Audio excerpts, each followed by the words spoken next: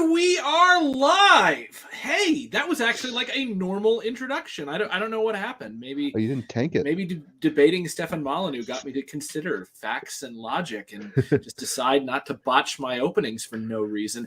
Hello, this is Insurrection with Brenton Lengel. Special I just debated a weirdo egg enthusiast and his friend, who was also a weirdo egg enthusiast, on Modern Day Debate.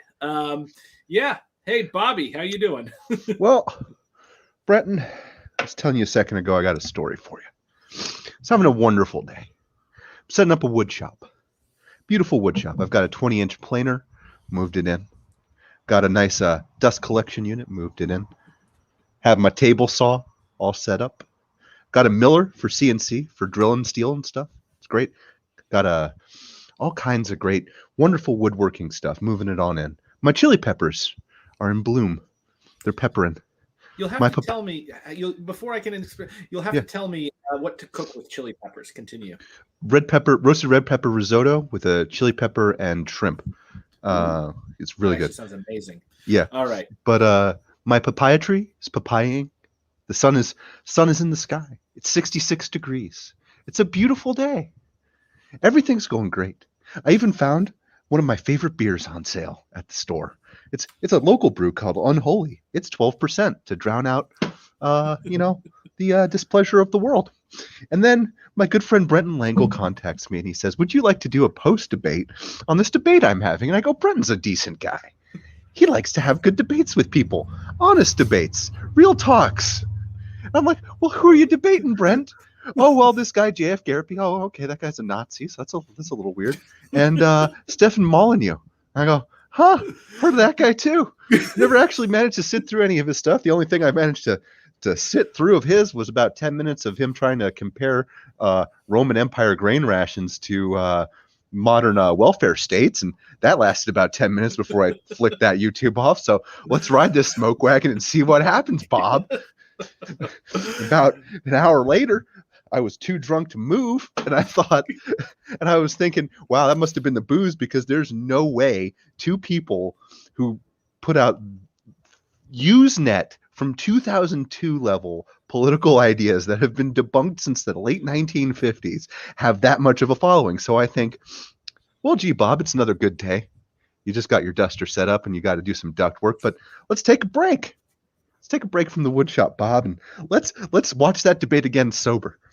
So I sat down, lit myself up a cigar because I figured the nicotine would calm me down. And then I listened to the debate again. And Brenton, guess what? It wasn't the booze. It wasn't the booze, Brenton. They really are that dumb. They really are that stupid. They talk about IQs. We'll get into this, I'm sure, but they talk about IQs all the time. But do they think they have high IQs because they played that Sudoku game that gets advertised on Twitter, where if you solve all the problems, you have a 185 IQ? Is that what they think? Because that's the only explanation I can think for this. Holy shit, these people are real. I'm sorry I cursed on your channel, but Jesus. Dude, please. There is no other response to this. And by the way, so first off, we have show Cameron Smith. Yo, why haven't I heard of this till now? Because I didn't advertise it. Because I was in the middle of my campaign, and this came up for me like at the last minute. So for the guy who was saying, why is anyone still platforming Molyneux? First of all, I'm not platforming Molyneux. Molyneux is platforming me with his inconsiderable fame at this point, because let's face it, I don't think that debate has actually gotten that many views. It hasn't. I checked. It's like not. It's not performing as well as the flat earther debate that they're having tomorrow, I guess. Oh God, that's really bad for Molyneux. It really is. But secondly, this debate was not supposed to involve me. Initially, this debate was supposed to involve a chap called Infrared, who's a Marx-Leninist, I think. I don't know much about him other than he apparently harassed Luna Oy. He may be a decent guy beyond that. I don't know, but he was going to do the debate for weeks and weeks with a special surprise guest. Couldn't get anyone for whatever reason. At the very last minute, James came to me and he's like, "Hey, Brent, you're a lefty soy boy. Do you know any communists that would debate Stefan Molyneux?" And I thought to myself, do I hate myself? Yes, I do. Hi, I'm a communist who will debate Stefan Molyneux. But initially, I think Infrared had said yes. But the next day, like the day of the debate, he was like, "No, that guy's not close enough of a type of commie to me. So I'm pulling out of the debate." And I feel like that feels, I don't know, but that feels to me like cold feet, because you don't say yes and then pull out like a day later. And by the way, I'm not meaning to trash talk Infrared. Somebody actually wanted me to debate him after this on like anarchism versus Marxism. I'd be happy to have a friendly chat with the guy. Who knows what else was going on. I may just be reading that into it because I feel a little slighted. He left you with cold feet with the Nazis. Yeah, you just leave me there holding the Nazi bag. Thank you. The bag full of Nazis. It was going to be great. This was going to be like, the freaking World War II anti-fascist alliance between freaking Marx-Leninists and anarchists against two idiot fascists. But no. So I had to find myself another communist, and that was in the form of Swoletariat. Who is a Trotskyist. The first Trotskyist I've actually ever had a direct interaction with who didn't own like a line of tiki bars. I actually told him after that, I was like, "You are now my new Trotskyist guy. Like, I will think of Trots when I think of you." Because until then I used to do political open mics out of the Yippee Museum. In the East Village, and the millionaires hated us. We were right across from a bunch of them. Used to sing like "Die Yuppie Scum," and just have all of these old '60s burnouts. And because hippies are bad at paperwork, the yippies eventually began to lose the space. And one of the people who came by, who was like, "I might save this space," and actually had the money to do it, was an old Trotskyist who was like, "Yeah, I'll save your radical space, but I'm going to turn it into a tiki bar." I kind of wish they'd gone with him, actually. I would get Trotsky tiki bar instead of tiki umbrellas.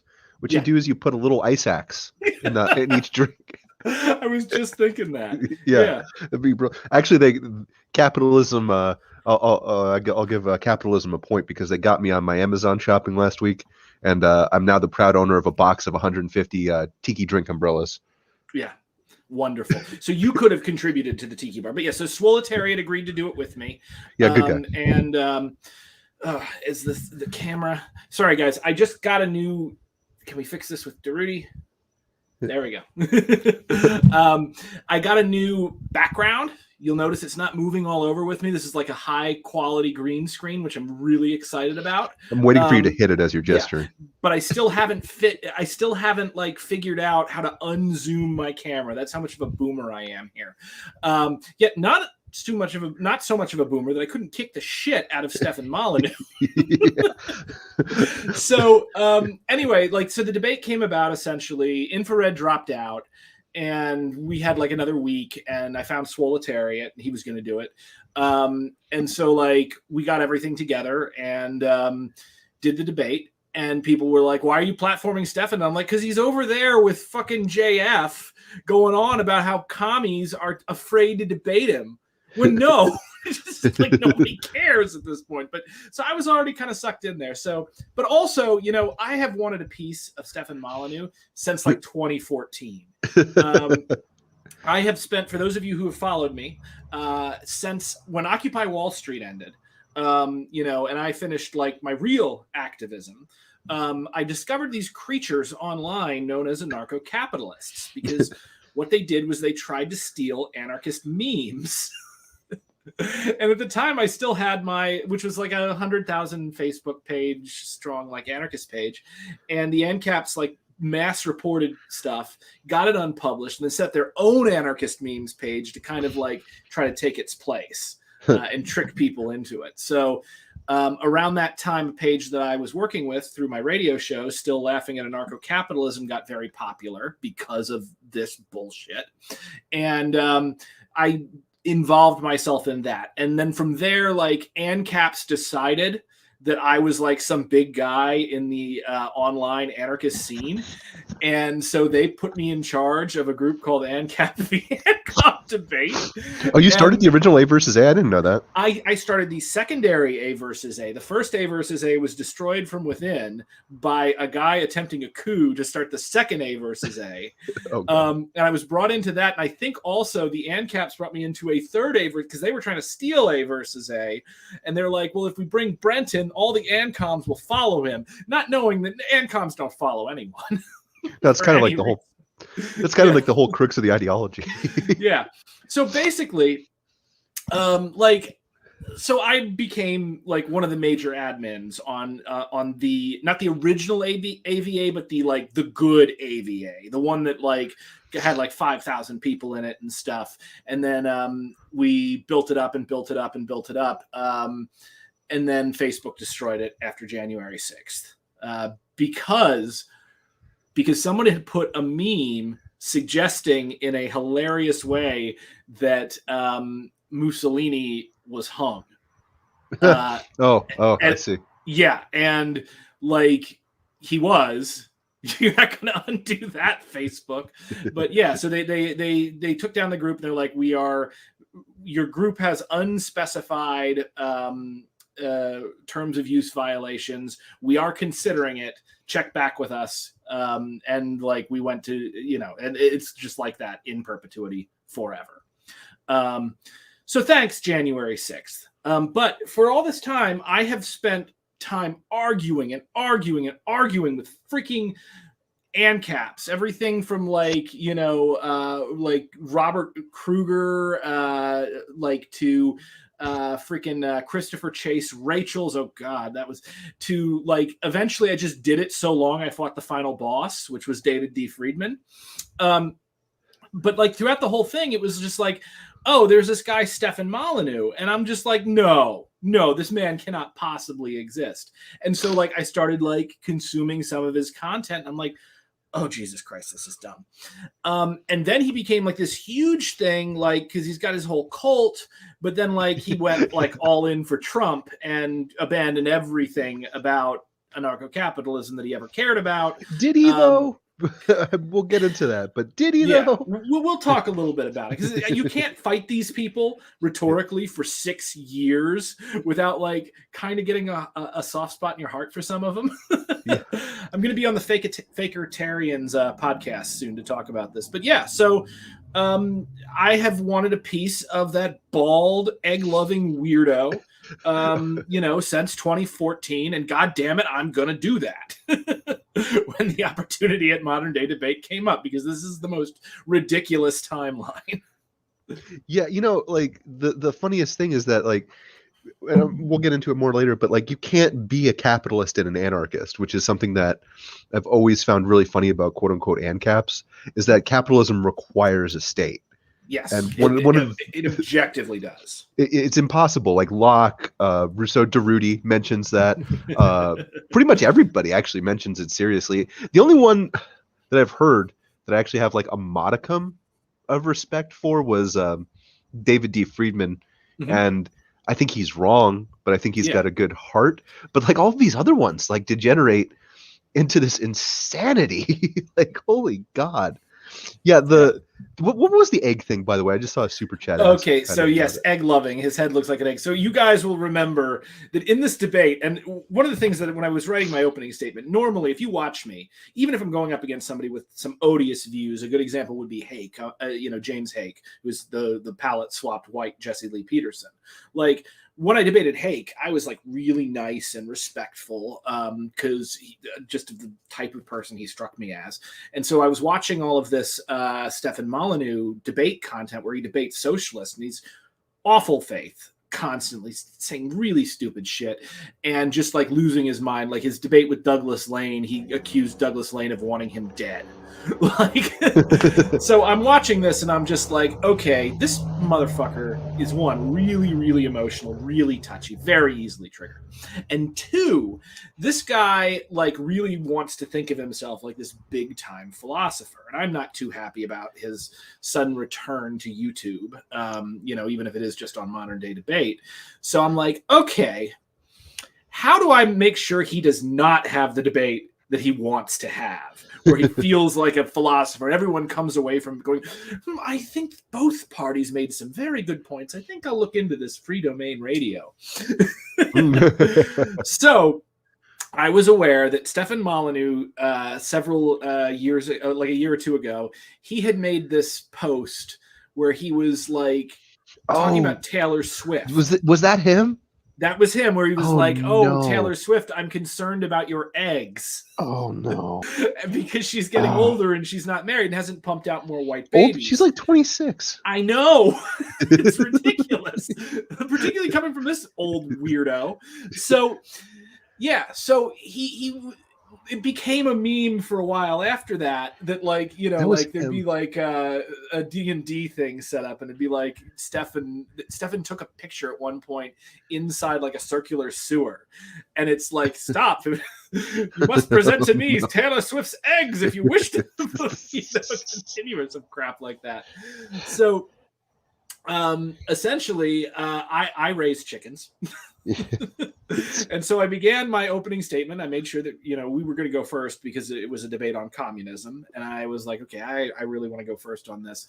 And I want to make sure that no one thinks that this is going to be a high-end intellectual debate among equals. I am going to fucking make this a goddamn circus because, you've got, two circus animals, JF or circus acts, JF and Stefan.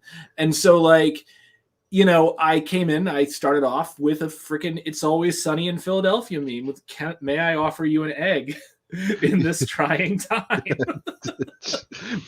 Jesus. I didn't know that was him. Yeah. And I followed that up with, they're fresh, laid by my chickens this morning, which is true. And I assure you, the chicken that laid it was white. I know you're like really, really into that. I did crack up when you said that. Yeah. I was like, maybe I won't have to chug beer this whole debate, just when he's talking, because your opening statement was really good. And it's like the other guy was funded by Jeffrey Epstein to do weird race science research. Yeah. These guys, it's amazing how without like funding and platforming from big business and capital interests, these guys just fade away because they don't have any arguments. I mean, throughout the debate, he kept saying, you're not making an argument, even though it was an argument that he just couldn't address. He's just trying to ignore it. Was either an argument he couldn't address, or I was in the process of leading into an argument. Yeah. And he just wasn't letting me get to it. It's like a signature move for him or something. Yeah, not an argument. There's a Ben Garrison cartoon where he's sitting here like popping objections to Trump, like with not an argument. He looks like super fit when, He's lost a lot of weight. I will say this because I looked him up on Wikipedia. Yeah. So good for him. I'm trying to lose my COVID cookies. There, I said something positive.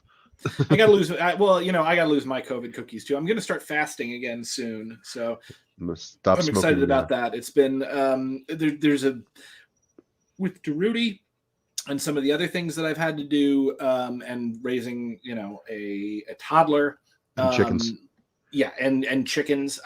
Oh my God, I'm introducing new chickens to the flock. I have 4 Easter eggers, like that literally lay green eggs, and I have 2 buff Brahma chickens that have like feathers on their feet, and I can't wait to introduce them. But my other chickens are beating them up. Or will beat them up. So like they're in a cage and we've got 2 flocks and it's like chicken Oz going on. So the virgin chickens are beating up the Chad Brahma chickens? Pretty at the moment, the virgin, well, the chickens that are in my are definitely not virgins because I have a rooster. But the buff Brahma chickens, they are going to be the Chad chickens of my thing when they grow, because they get big and they have like badass like furry legs and shit. So this suddenly is a chicken podcast. Yeah. So that was my opening statement. And then I've tried to also, after really rattling them and making fun of them, I wanted to go into making a positive case for communism in as simple a narrative as I could. How do you feel like I did on that? You guys did pretty. You both did pretty well. I don't know if we've mentioned it yet live, but we were talking about it before we started. RIP, press F for respect for Swoletariat's audio setup. I apologize right now for mine, frankly, because I'm smoking on my porch as we're doing this. You might hear some motorcycles drive by. Well, and that's what I should have said. Use your phone, dude. I didn't even think of it until like an hour after the debate, and I was like, shit. Yeah, I'm bunkered down this week because there's a motorcycle rally in my town, so you're gonna hear some vehicles. But you both did a good job. I mean, like. This wasn't like an advanced college course on like Marxism or communism, and I get the vibe that you said he's a Trotskyist. So his form of left revolution and your form of left revolution differ somewhat, to be generous. But you both were just explaining basic leftist terms to the audience. Yeah. Like you and I get along pretty well when we do these talks, even though you're probably to the left of me objectively, which is fine. I tend to get along with people further to the right than me constantly because pretty much everybody is, and I don't like being an asshole unless it's to Stefan Molyneux because that's fucking hilarious. And when I say you're to the left of me, that doesn't mean I'm not on the left. It means that I'm not a weird egg obsessed psychopath on the right. But like you guys did a very good job of explaining your basic terms, and they proceeded to ignore them and talk very loudly and debunk talking points.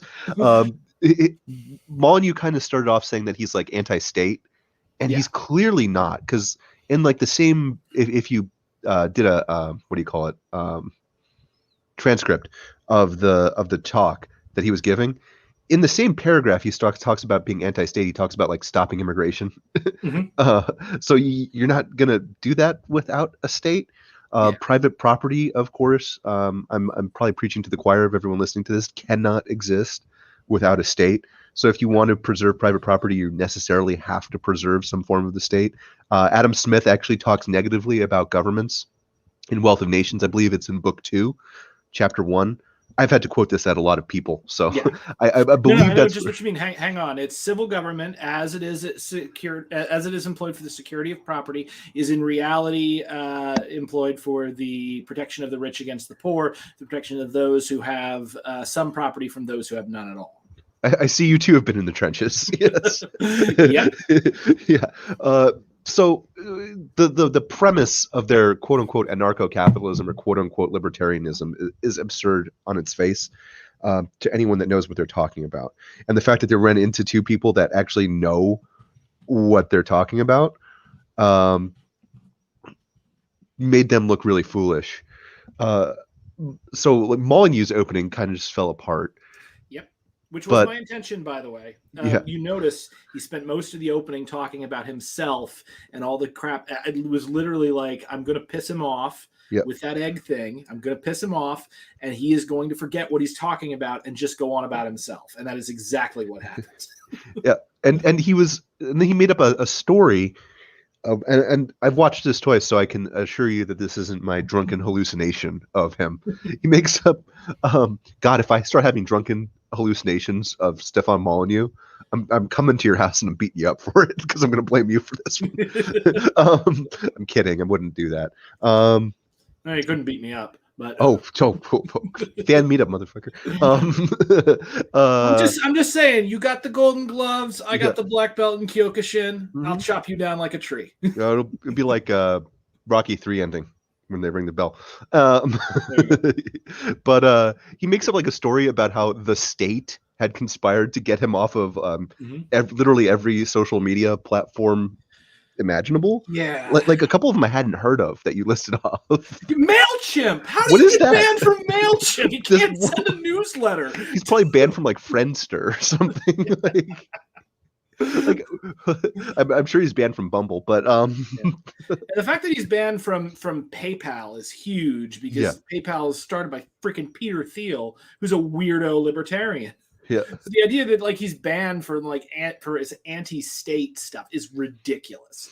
Well, he's banned from YouTube, which is a platform that hosts like Ben Shapiro, Dennis Prager, Matt Walsh, Steven Crowder, who just got suspended. So maybe we'll give them a point on that one. Yeah. Keep your fingers crossed and give him the finger. Boom, Steven Crowder. Sargon of Akkad. I think JF has a YouTube channel. Jeff does have a YouTube channel. There's all of the whole list of right-wing weirdos that are on this, and he's so toxic that they banned him. And it's funny too because, and I don't think you guys really hit on this, and this is something that you can hit on with guys like this. The capitalism that he's screaming to deregulate all the time and crying and whining to make freer markets, views him as so toxic and such a threat to their profit, which is based on people actually watching and engaging with their platform, that they had to ban him to preserve their profitability.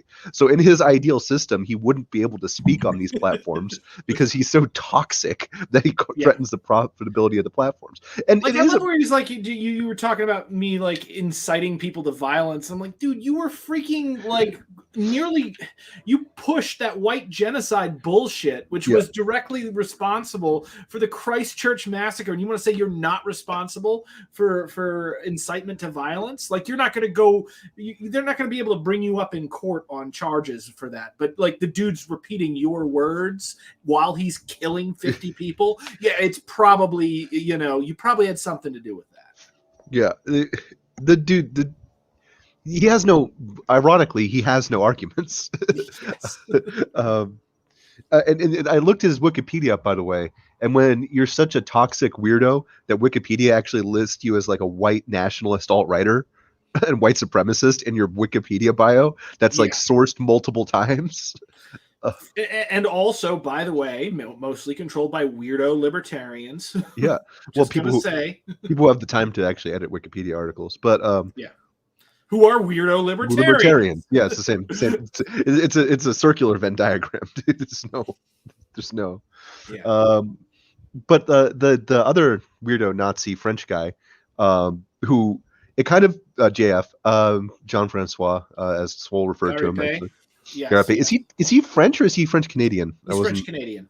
Okay, so that makes it a little. Desperately trying to gain American citizenship by kidnapping a fan of his who had the mental age of 10. I think she was like 19. Yeah, this girl like 19 in real life or something was judged by a court of having the mental age of 10. She like contacted him, said she was obsessed with him. He like somehow absconded with her, and they I'm just gonna say allegedly here because I'm not super familiar with the facts of the case, but what I do know happened was like she was at his house. He was apparently trying to get her pregnant so that he could get like citizenship and pass on. Because remember, like when I brought up the eggs, not only did Steph get triggered by that, he got triggered by that and went on and on about how he needed to fucking fertilize eggs. Oh, no. That was just like so incredibly important. Like, I thought he was just like protective of Nazi senpai next to him. No. He is just that crazy. And so so apparently, allegedly, he was I know in court. First her father showed up and kicked his ass and like took her back to Texas. Allegedly good. And then in court, like they assessed that she had the mental age of 10. Like they asked her, like, if you had a baby, she wasn't pregnant, luckily. And she said, they were like, if you had this guy's baby, like, would you have been able to take care of it? And she was just like, I like cats. Oh no. Yeah, it was really, really bad. That's so sad though. Now I feel so sad for that girl. Like, oh my God. Well, she's at least got a family that looks after her. Yeah. Which, I'm actually, so like, and apparently like JF saw this like court appointed shrink either during this or some other court proceedings. And they were like, yeah, he's very intelligent, but lacks an astounding amount of insight. And I'm like, that well, so I was just going to say I was angry to see a Frenchman rocking my colors in the background of his screen, but that explains a lot.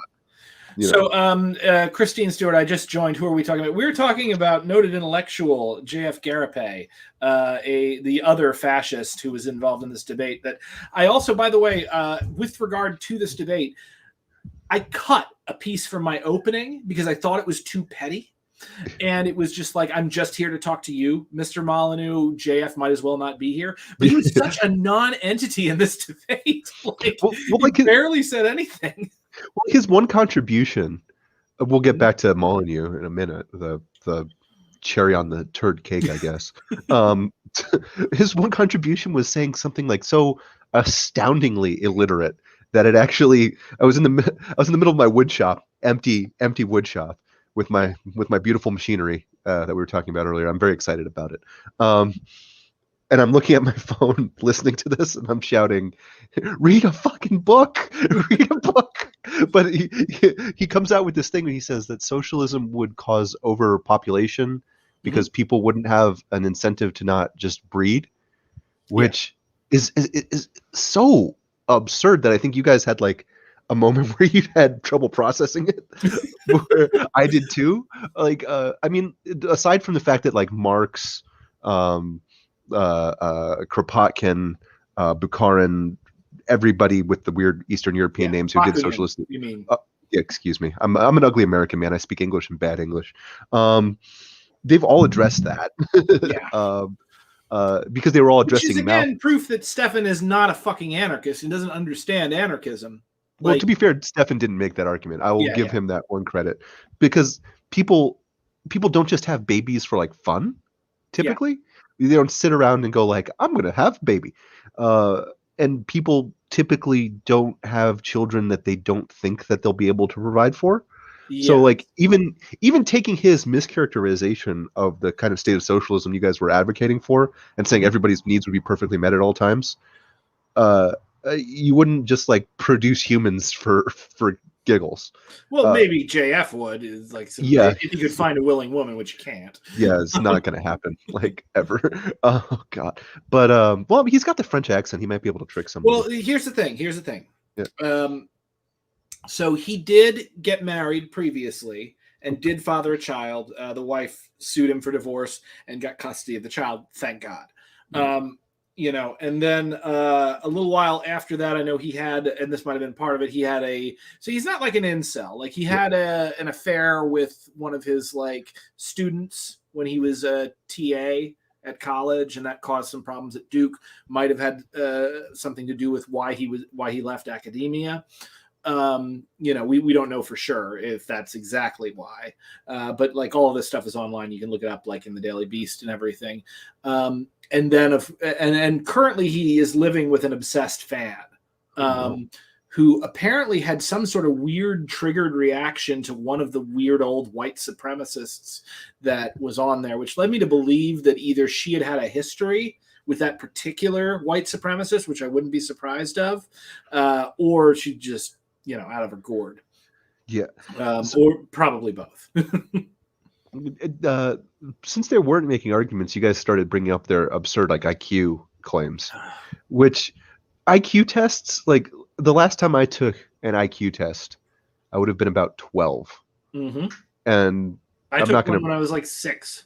Yeah, I'm not going to brag, but I scored high, and it doesn't matter. It doesn't. Because the entire point, and you guys addressed this, the entire point of an IQ test is to judge like cultural competency and emotional age at certain points. And it's just astrology at this point for weirdos who don't have any other like things to address their self-confidence issues. And they're talking about like organizing society based on like IQ. Oh, and the whole G thing that he was talking about was just BS. It was complete BS. I wanted to say though, really quickly, go ahead, Christine, welcome. I definitely check out the debate. I don't expect me to be as nice to Stefan Molyneux and JF as I was to James Hake, because James actually struck me as a good faith actor who I could have a conversation with. And, oh God, those two. Those two egg obsessed weirdos I just had to shred like a big cat. And you guys did a good thorough job of it, but like that's again though where their like quote unquote anarchism falls apart, because they don't want open borders. They want to preserve a white ethno state. And if you think I'm exaggerating as I'm saying this and you're listening to this and you're not familiar with this, guys, you can Google them. They've said some stuff that I don't want my voice recorded as saying on the internet. That's why I didn't like quote a lot of them. I had like all these quotes from the SPLC and like the people who would pay attention to this stuff like had. And for the most part, I had started writing an introduction where I brought those up just because I knew they'd object to it. And I was just like, I don't want to read this. This is so disgusting. Like, I don't want it coming out of my mouth at all, because then some asshole in like 10 years is going to clip it and act like these are my opinions, not me quoting them. So, I went in another direction with that. But yeah, there's some absolutely vile statements. And even when they're not vile, like what the conclusions that someone would draw from them are vile. I think I even got into this in the debate when he was talking about like you can't have like a high IQ functioning society with low IQ people. Yeah. Like, okay, so what do you want? Like what conclusion are we supposed to draw from that other than force these people out? Which again, I don't think anyone can make a ethical argument to stop the free movement of peaceful people. There is no ethical grounds on which anyone can do that. Destiny couldn't make that argument. Nobody could. Well, and the ironic thing is that they're making like a Malthusian population argument at the beginning, and then they're saying that they can stop the movements of people. Yeah. Which Malthus disagrees with you on that one. Like pretty famously. Yeah. No, you can't do that without a state. You cannot do that without a formalized military and police force to patrol a freaking border and grab people trying to walk across. You can't stop, like, if I want so imagine we're all on the border and you decide that you have this weird race science idea where low IQ people need to be kept out because they'll destroy the society because you care really like a lot about eggs. Which IQ test, though? That's the question. Yeah. Who's actually making those tests and whatnot? Because like if you read the bell curve, by the way, there's a great video by Sean. It's all bullshit. Like even the actual major test that he used to like establish his research wasn't even an IQ test. He was using like another test that he adapted to make an IQ test, and it wasn't on a bell curve. He fit it into a bell curve. Yeah, he used the ASVAB. He used the Armed Services Vocational test. Did I ever tell you my ASVAB story? Oh, no, I took mine. Oh, this is fun because you're in the military. All right, so I was contracted by so I'm in college or I'm in high school in Kentucky. Right. Son, have you ever thought about the one class I live for? The rest I want to get through, but like I'm kind of into my art class. But the thing that I'm really living for, and hang on, I gotta fix this again. Come on, Daruti. There we go. The thing that I live for is my martial arts class that they have in our gym like every morning, and I'm really good at it. And so then they interrupt my martial arts class to make me take the ASVAB. And at this point, I'm like, yeah, I'm not going to do the military. My dad did that. That's not what I want to do. So I start taking the ASVAB and I'm going through and I'm like, okay. And then they're asking me questions like, which way is the gear going to turn? And what is the white? What's the name for the white in the egg? Albumin, by the way. So I'm going through this test and I just get annoyed halfway through. And I'm just like, nah, screw this. And I just start filling in random boxes because I just want it over with. And I know I don't want to join the military. A little while after that, a Navy recruiter contacts me and he's like, oh my God, your ASVAB scores are off the charts. And I'm like, really? He's like, yeah, you can, you can do anything except nuclear engineering. And I'm like, oh, okay, well, let's talk about this. So the guy comes over to the house and talks to me and talks to my dad, who was, my dad was 04. And like, so he was a lieutenant commander. Yeah. And my dad's listening to this guy, and the guy's like one of those really shisty kind of Navy recruiters. They all lie. Yeah. And but at some point it comes up that I had taken the ACT and I'd scored a 26. And the guy was like, "You didn't score 26." And I'm like, No, I did. And he's like, and he just looks at me for a second. He's like, "Wait, did you not try?" And I'm like, "No, I was pissed off." So like I tried for like, 1/3 of the time, and then I just filled in random shit. And he was just like, "Okay, so you need to go to the recruiter and tell them you want to take the test again." And I'm just like, "Yeah, I could do that or not. Please give me my free Navy socks." You didn't get the backpack? No, wait, there was a backpack? Yeah, dude, everybody gets a backpack. Holy shit, I didn't get a backpack. I got a pair of fucking socks. Oh, it's nice too. They were passing out Sandpiper of California backpacks, SOC packs. Man. Oh my god. I've got like 3 of them. Someone get the can they try to, recruit me? Do you want if you want one, get with me offline. I've got extra. All right. If you want to send me some. Yeah. Wait, were you a recruiter? No, Christ no. One of my friends is now though, and he just got a t-shirt gun. That's why he's got a ton. Okay, great. So I will hit you up for that backpack. Yeah. But yeah, so I like, by the way, Christine. Yeah, total military brat here.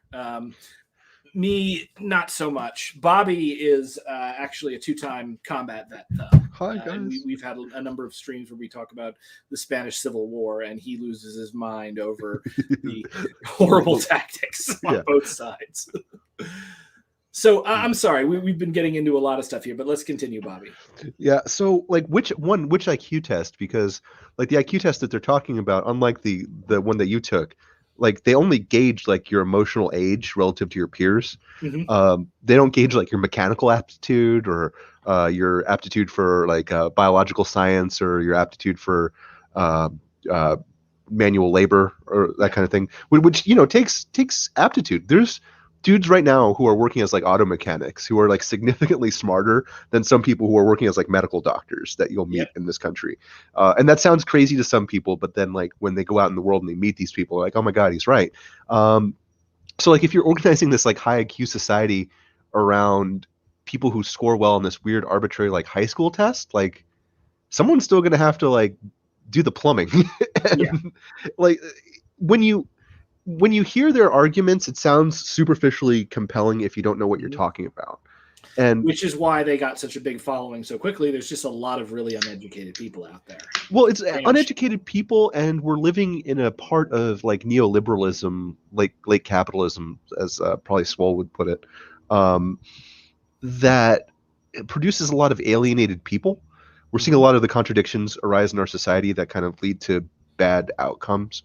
And if somebody gives you a very simple boogeyman, low IQ people, to latch onto, and low IQ people are genetically... It always flatters you because you feel like you're a high IQ person if you hear that. Mm-hmm. By the way, I really want to be very clear with this with a lot of people, because one of the things that bugged me about Swoletariat's opening was a lot of it was very jargon heavy and only made sense specifically to communists. Yeah. So the jargon that he was using, and I don't mean that as a thing, it's just that's a thing that communists do. They assume everyone understands their particular terms. When you talk about contradictions within capitalism, Bobby, do you want to explain this? Oh, you can go ahead, man. Okay, so the idea is that Marx, and I have issues with his criticism of capitalism. I think not the sacred texts. Yeah, I think he got broadly. I think he's correct. Yeah. I think there's some very serious flaws with it that drive tankies crazy when I talk to them and they lose their minds. But tanky being a term for a hard Marxist-Leninist who like usually makes excuses for Stalin, which I did not in this episode. Neither of you really did. No, which was great. I was with this trot, so I got to throw the USSR completely under the bus and try to avoid that line, which normally I'd try to have a little more nuance with that, but I was just like, no. They don't deserve nuance. No, and not those people. Not when I'm talking to them, because I know I can't get a real conversation out of them about this. So what Marx talked about was essentially contradictions within capitalism. So the idea is we got this capitalist system where essentially you have the domain of finance. Rich people take their money, invest it in ventures. In capital multiplying ventures, usually in the form of technology. And then the people running the ventures go and they take that money, they buy the technology, and they pay workers a set wage, and they try to generate money for these rich people. Now, can you see the contradiction already? The problem kind of in the long run that's going to make the system unstable. The people that are actually doing the work have different interests than the people that are funding the work. And both of them want the maximum return for the minimum investment. The worker wants the maximum wage for the minimum work, and the capitalist wants the maximum work for the minimum wage. So obviously, this is a tenuous relationship that is only continuing because the worker doesn't have a better option. So this is just one example of a number of really, really serious contradictions that happen within the capitalist system. Another example might be the fact that people who invest their money in a company don't know anything about what that company does. Usually, they don't care about what the company does. They don't care about the people that it serves. They don't care about the needs that it fills. They only care that they put some money in and they see more money coming out. They only want to see numbers in and numbers out. And this leads to some really, really serious problems. One, because not all the time that the numbers go up, not only the time that a company makes a profit, is it doing something that is actually socially desirable. And number two, the people that are funding this stuff don't actually get their hands dirty and they don't see what is happening. And this is how, for instance, during the age of heroic commerce, when like the East India Company, they starved to death 10% of the entire Indian subcontinent in a single year. Like they starved them over and over and over again. And then like one year, they didn't even bother to count the dead. They were just like 10%. and like people would be like, oh no, well that was just a famine that was going through the area. No, like the towns that had access to railroads starved faster. So clearly, but the people back in England, who, if they had seen this, because I'm sure most of them were moral people who actually cared about humans, if they saw the actions of the British East India Company, they would have been horrified and they would have pulled their money out and done something else with it. But they didn't see that. All they saw, all they directly experienced was, I put some money in and the money comes out and there's more of it. Let's keep doing this. Let's keep giving these people money to keep doing all this crap. Yeah. So my point being here is that Marx essentially looked at capitalism. He's like, hey, feudalism sucked. Yeah. Capitalism's really good, but I see some problems here. Yeah. And I think they're so bad, this whole machine is going to break if it keeps running. Right. Well, he didn't compensate for the ability of liberalism to reform itself. Like he did not. No, he was writing in 1850, so he's writing before like even like the Woodrow Wilson type era of progressivism. Mm-hmm. So he didn't. Nor did he consider, because capitalism it does a very good job of defending itself. That's true too. Through liberalism and through like other market means. It's like an AI, like what I said in the debate. And also the thing that he didn't really consider.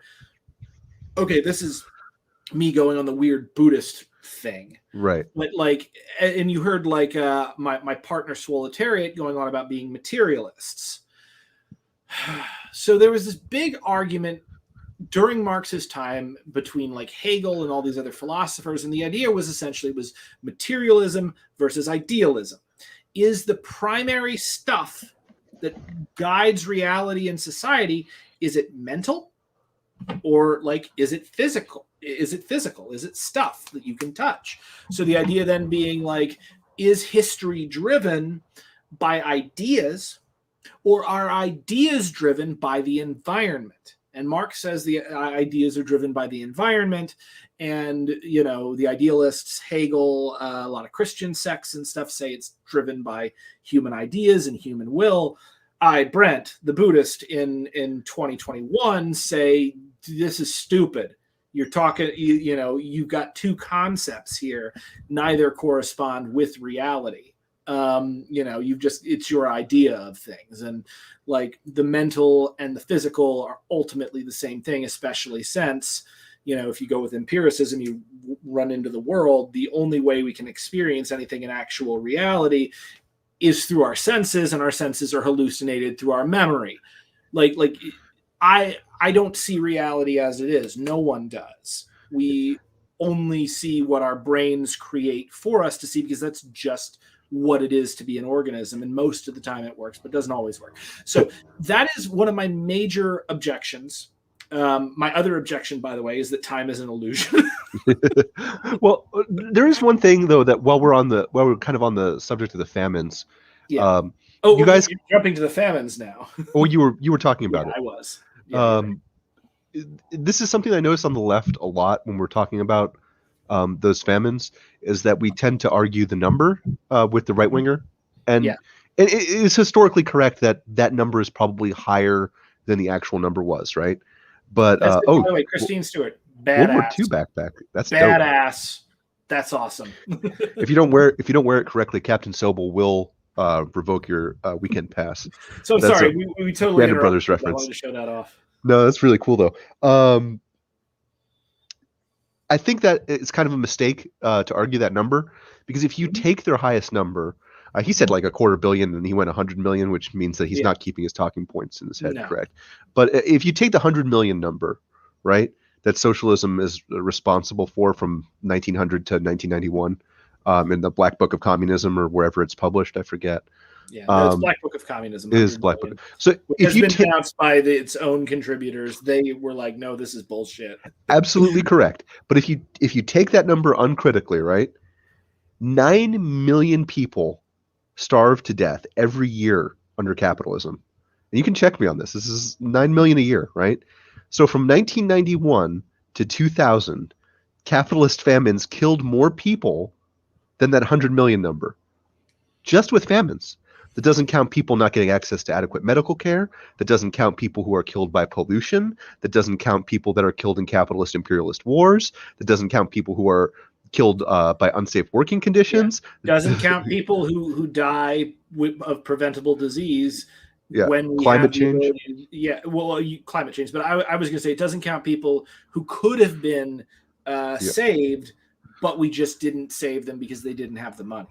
Right, and that's absolutely correct. So like the body count argument falls apart real quick when you look at how our system's shaken out now. And that's not even counting. That's just 1991 to 2000. That's not 1991 to 2021. That's not the advent of capitalism 1776, say, when Smith published his Wealth of Nations. Which it's curious that it was published in 1776. It's a weird historical coincidence.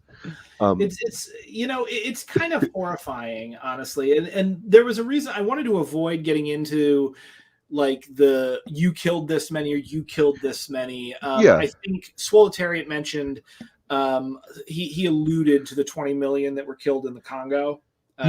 With the Congo Free State, which is I've been there. It still hasn't recovered. Yeah, but like, and by the way, anybody who thinks like, well, what we need like the government to get out of the way and to let capitalists run things the way they want to. That's what happened in the Congo Free State. Yeah, like the entire country was Leopold II's private property, and he wasn't a hateful man. He didn't have some weird ideology. Well, he did. But he did. He did. And he was. But all he wanted was money and profit. And he killed 20 million Congolese. And that's something that doesn't get brought up a lot in relation to. I'm sorry, there's motorcycles going by again. I'm really. Oh, you don't hear them? Outstanding. No, not at all. There's 150,000 motorcycles in town right now.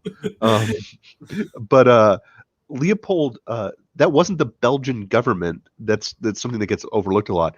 That was like specifically the king. So like at least the East India Company kind of has the excuse of being backed by the British government, if you're going to make that argument. Yeah. The Belgian Free State was specifically the private enterprise of Leopold. Yeah. And of course he was using state force as a private actor to enact his economic wills. Mm-hmm.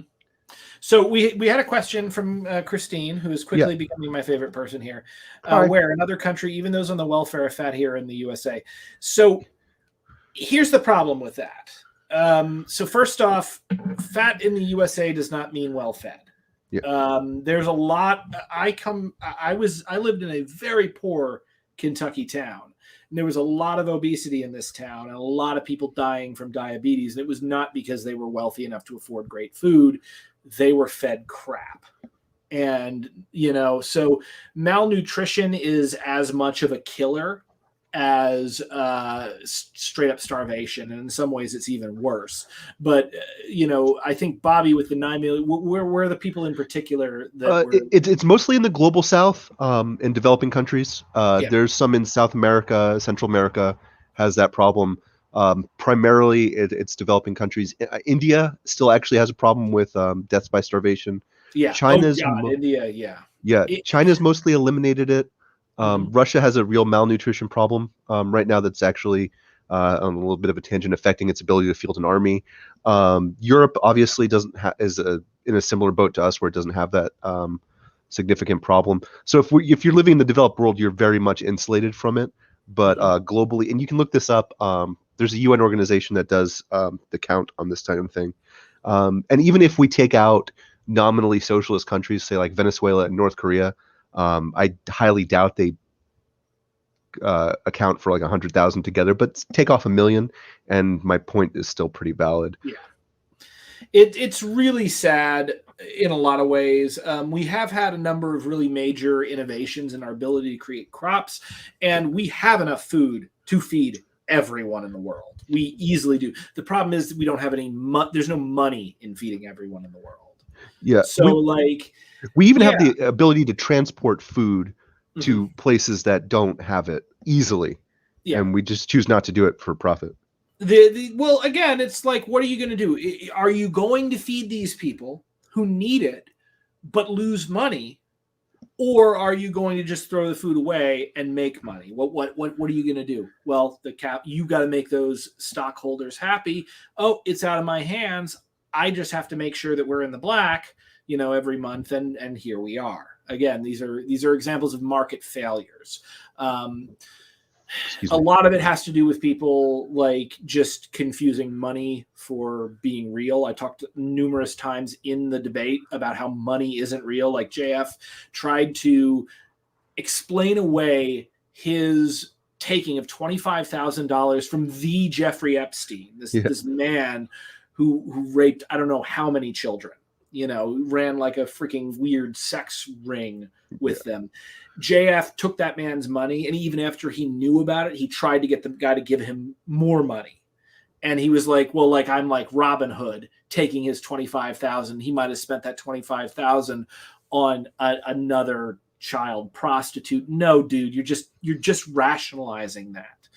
Because again, money isn't real. It's not wealth. It's a measure of wealth. Money has the same reality that like inches do, and the idea like we can't do something like imagine like you go up and you need a house. You've got people to build a house, and they're just sitting around, and you're like, why aren't you building this house? And they're like, well, we ran out of inches. What do you mean? Do you have the wood? No, we got the wood. Do you not have the people? No, we got the people. We just there's a run on inches. We have no inches left. That's what happens in an economic crisis, like with regard to like the 2008 collapse. There was no war that came through. There was no, like, we still had all of the productive capacity. We had all of the housing. We had all of the resources, but we didn't have any money. Because money isn't real. It's real. It's a social construction. But yes, I agree. Well, yes, it's real in the way that like language is real, I guess. Yeah, exactly. Like there's no objective reason why when I say the syllables dog, it should bring a dog into your mind. It's just a social convention that we've all agreed upon. So is it true that the government is paying farmers to destroy livestock and crops? I've heard that rumor from the Depression. So I don't know about now. So yes and no. Typically, they don't do it with livestock, but the U.S. farm subsidies are designed to compensate farmers for not overproducing, because they figured out that they don't want the food supply to increase to the point where it would cause a market crash. So they don't want people to be growing corn, which is our food stock, our staple stock in this country, pretty much. Corn syrups in everything you eat. Actually, that was the plot of that Logan movie. They put the mutant killing virus in the corn syrup, but they don't want people to overproduce corn to the point where the price of corn crashes and then nobody grows any more corn, and then we have a USSR type situation. So they figured out that if they pay farmers not to overproduce or to kind of just get rid of excess crops, that they can have a relatively stable food market. Which is why in America we haven't had like a really weird price disaster in relation to our food, not in my lifetime, and I don't think in my parents' lifetime. Hopefully that continues. Yeah, well, libertarians and anarcho-capitalists want to get rid of that, and so you can't have like a stable food supply in capitalism without subsidies like that.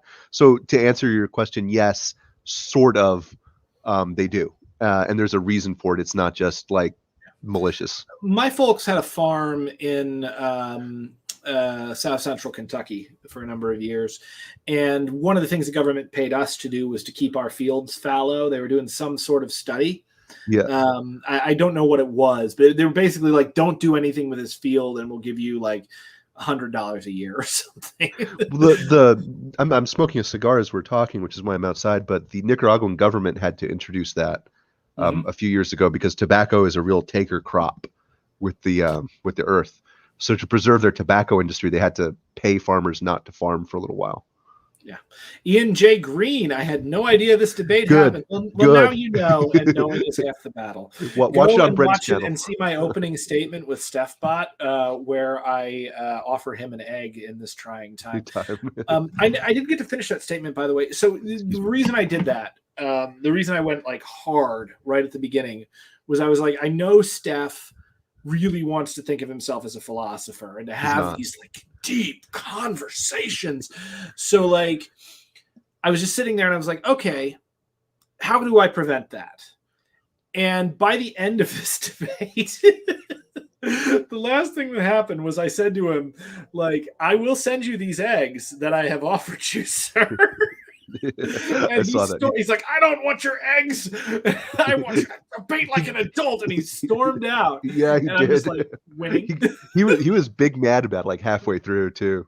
Oh, he was so mad about that shit. Well, there were two reasons why he was really mad. One, I made a mockery of the whole thing because I hope that my hope was after this debate, he went in a room and sat down and was like, I used to be a philosopher on top of the world. People listened to me. I had thousands of Patreon subscribers, and I just debated a man who offered me an egg, and I didn't even understand the joke. I like to think that he went in his kitchen and like cooked an egg over easy, just sad and alone and quiet. There's no music or anything, just the sizzle of the egg in his empty house. Yeah, Anarcho Alex, thank you. I can be a snarky motherfucker when I want to be. No, that was a really good opening statement. I also really liked the Sartre quote you snuck in there about anti-Semites. Oh yeah, that JF tried to dismiss as copy pasta. Yeah, but it's a quote. That's how quotes work. The quote from one of the smartest freaking people in the world. Yeah, freaking Sartre. Like, never believe that anti-Semites are completely unaware of the the ridiculousness of it. I can't remember it now. Yeah, when the TLDR, when you think Nazis are joking, they're not joking. Yeah, they find the cruelty funny. Yeah, they do. They even like to play with discourse, for it is their adversary who is obliged to use words responsibly because he believes in words. So you don't believe for a second that like an actual good faith debate is taking place when JF or Stefan or somebody like them, Richard Spencer, starts talking. They don't believe in words. They don't believe in anything. They just want power. Yeah. And so like, and by the way, I should mention this though. So StephBot, Mr. Molly meme, during this debate, because I had sort of wondered, I was like, so is he like a total grifter or is he somehow a true believer in this? And coming out of this, I think he's a true believer in like white nationalism at this point. I think he's a weird enough guy and a damaged enough guy that they actually got to him. And it probably wasn't too hard because he was already on the way there.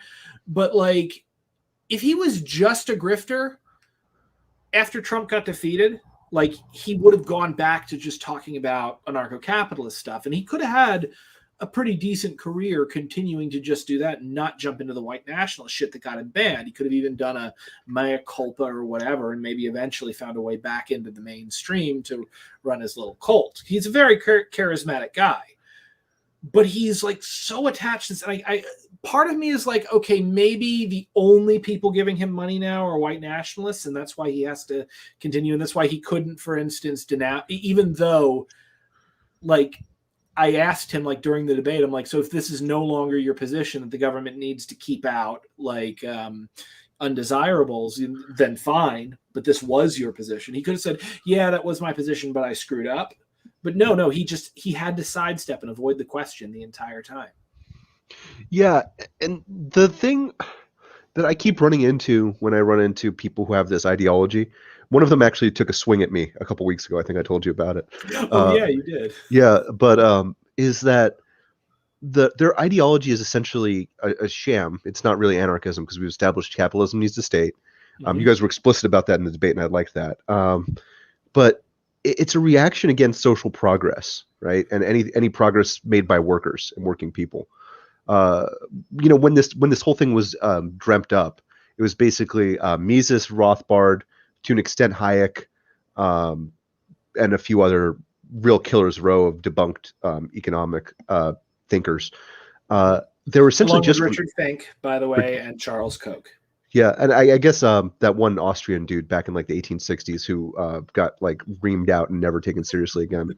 The first Austrian guy whose name I can't even remember because only Austrians take him seriously.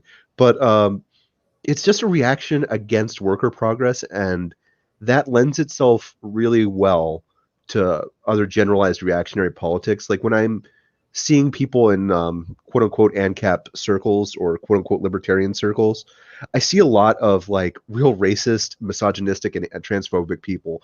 The example that I like to bring up a lot, I think you've heard me say this before, is that the libertarian movement in the United States is predicated on Goldwater era opposition to the Civil Rights Act. Not as like economic freedom, that's how they phrase it, but it's because they didn't want ethnic integration in this country. They wanted to keep the pools segregated. So it even though it was like it made no sense from a capitalistic standpoint, None. It was literally just we want. This is a weird thing for me as a Buddhist. Yeah. And it touched on it like with JF.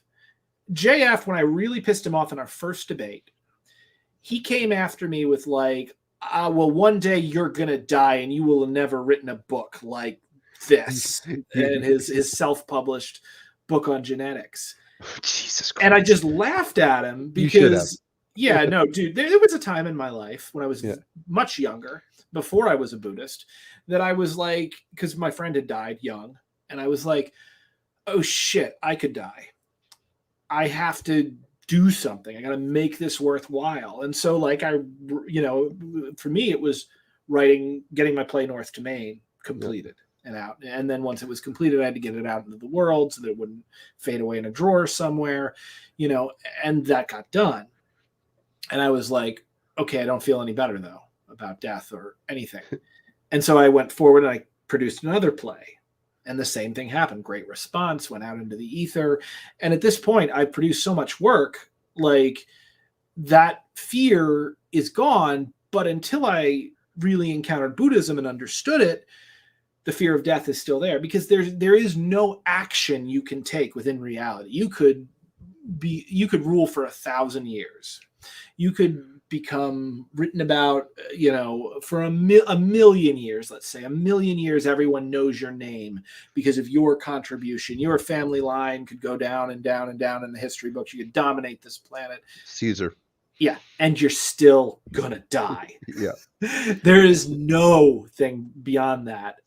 And the way to overcome it is not through works here. It's through faith. Or in the case of Buddhism, it's through transcendence. It's through understanding that you are not simply yourself, that you don't end at your skin, and that you will be reborn and in fact can never die. And it's really annoying, and Buddhists have been trying to get off the ride ever since we figured this out. Yeah. But like, the point is that like JF and all these fascist guys have this deep-seated fear of death and insignificance, and it's something that I have personally dealt with and don't have. Yeah. So to see them try to throw that in my face, the thing that they fear the most, and hit me with it and just have it roll off my back, is one, hilarious. But two, it tells you like a lot about these people. And it tells you why, JF couldn't help. But like, after I made fun of Stefan Molyneux about like fertilized eggs, why he couldn't help, running in there immediately and being like, it's really important to fertilize women's eggs. We gotta do it, guys. But if we do it too much, it's just an army to breed babies, or whatever he said. Yeah, an army to breed babies. Oh my God, the fucking okay. So I have a friend who is an economist, like a professional economist. I'm so sorry for him. Graduate degree, all that shit. It's actually the guy that convinced me to be an anarchist. Yeah. He taught me like about marginal utility and all of these really advanced like economic concepts, to the point to where I can come in on these like debates with like Destiny debated this guy whose name was Pogans, and he changed it to something else later on. And like both of them were arguing about marginal utility, and Pogan understood it but couldn't quite articulate it. And Destiny didn't understand it at all, but thought he did. Oh no. And I came in there and talked to Pogan later on, and I was like, dude, Pogan, no. This is marginal utility, because this is the thing that like the marginalists figured out. It's that the utility, how good a unit of goods and or services is, like its utility to you, changes not based upon the unit itself or the work that went into it, but how many units you have. So for instance, 1 piece of pizza, great. 2 pieces of pizzas, awesome, even better. 3 pizza pizzas, I'm getting a little full. 6 pizzas, oh God, why am I doing this to myself? So in the debate, you actually said that. Yeah, and JF, because JF and Steph were trying to say that society is just this infinite belly that has infinite desires, and the only way we can do this, the only way we can handle this, is if capitalism guides this incredibly disastrous, infinite, devouring teeth and bellies, like in a way towards profit, I guess, and towards serving other people. We're all just going to like wind up with I don't even know what. Well, they're talking about rationing without realizing they're talking about rationing. Yeah. Because one of the things that the right likes to talk about these days is like, if we start to have more of a democratized economy, that there's going to necessarily lead to rationing. We ration things now. Healthcare is the famous one. Like there's enough healthcare in the country to care for everybody and do socialized medicine now, but we ration inefficiently based on capital. Mm-hmm. Same thing with same thing with housing, same thing with food. So like I pointed out that the very thing they think disproves socialism, because supposedly marginal utility disproved the labor theory of value, because if something is but they said it did, and a bunch of rich people paid them to tell everybody, and they acted like it, and eventually it became reality. So the idea, but marginal utility itself disproves this idea of society as an infinite empty belly of wants and needs, because when you add more of the same thing, it is less effective. And JF tried to counter that by saying that people have babies. Yeah. And the babies want things. So therefore it's infinite. And I'm just like, I think at that point I was just like, okay, whatever. That's the weirdest thing I've ever heard. So the other weird thing that they said, and it's something that I see popping up in, and I'm air quoting libertarian circles, because libertarian describes a left-wing ideology, which you pointed out, which I was very happy about. Thank you. They said that they kept saying they hated corporations and big business. Corporations and firms are an inevitable and key part of capitalism. Like you can't have capitalism without firms. I guess if you need a state obviously to like ban firms, but like you can't do large scale industrial capitalism without having like a factory and having like a firm running it. Like you can't do like large scale farming without like a firm, you know. People get Babies, people don't die. Yeah, exactly. It's another great point. But it's the JF Highlander doesn't want to universe. think about death because he's terrified of it. And by the way, here, will you ever talk to Infrared?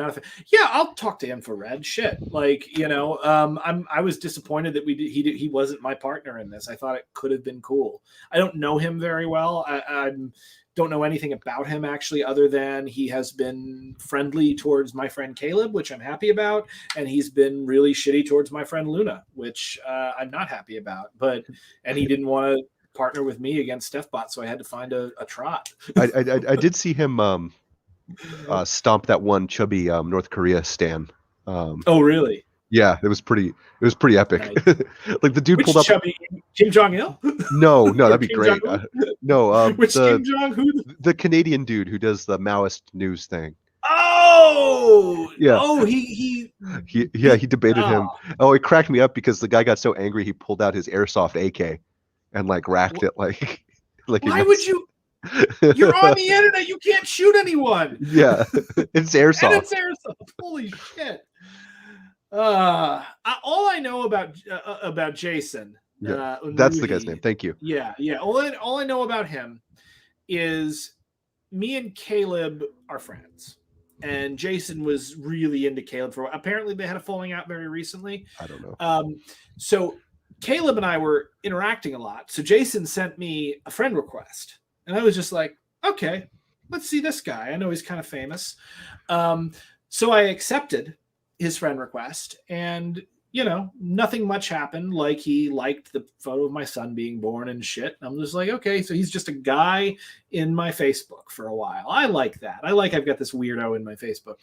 And then like we had one very minor disagreement about this very obscure part of like, and I wasn't being a dick. I was not offering him an egg in this trying time. I was just like, no, I don't think it's like that. And he immediately blocked me. Oh no. Yeah.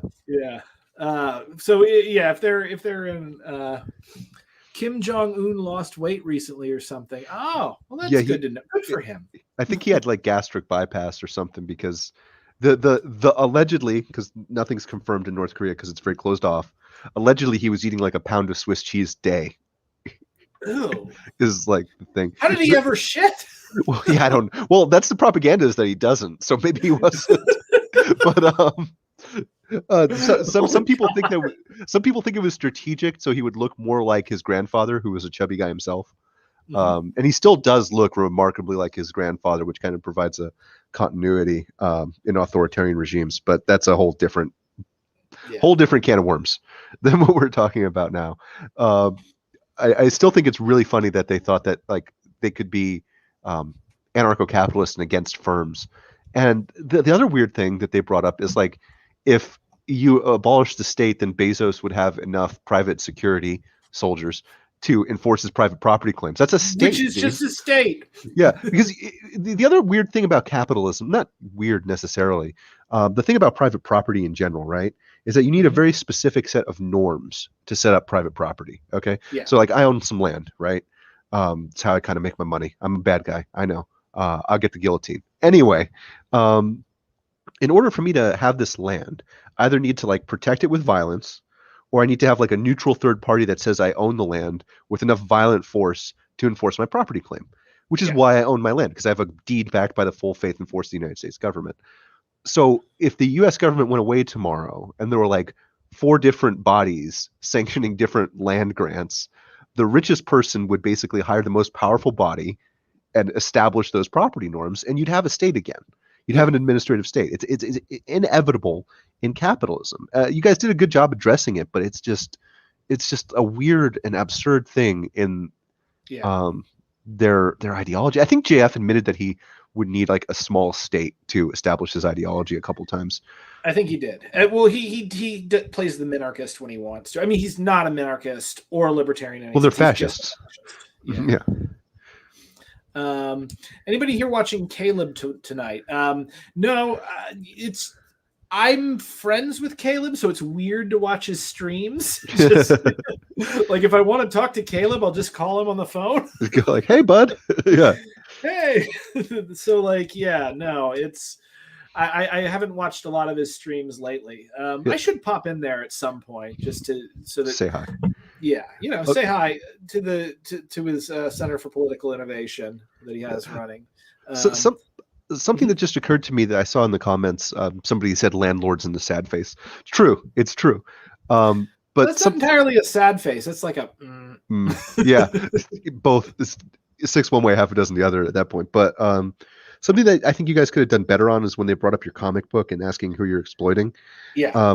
It's not. I think instead of like kind of defending yourself, like you did, which is natural reaction, I probably would have done the same thing in the moment. But you could have just said like, well, you're an artist and you don't have a choice in the way that we distribute art in our society. We have a political system, and that system chooses to distribute art via capitalism, and you can't individually fix it. Yeah. That would have probably been better. And, what's his face did bring that up.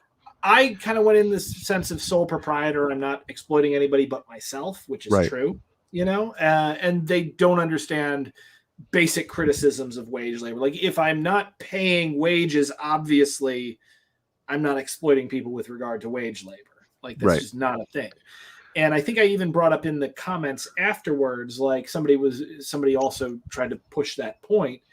And I'm like, no, like if I'm in a position where I'm bargaining from a relatively even position where I don't stand to gain or lose much more than the other person that I'm bargaining with, that's a fair bargain. The problem is when I'm bargaining from a position of incredible strength and someone just has to put up with what I want because they stand to either gain or lose so much more from what I say.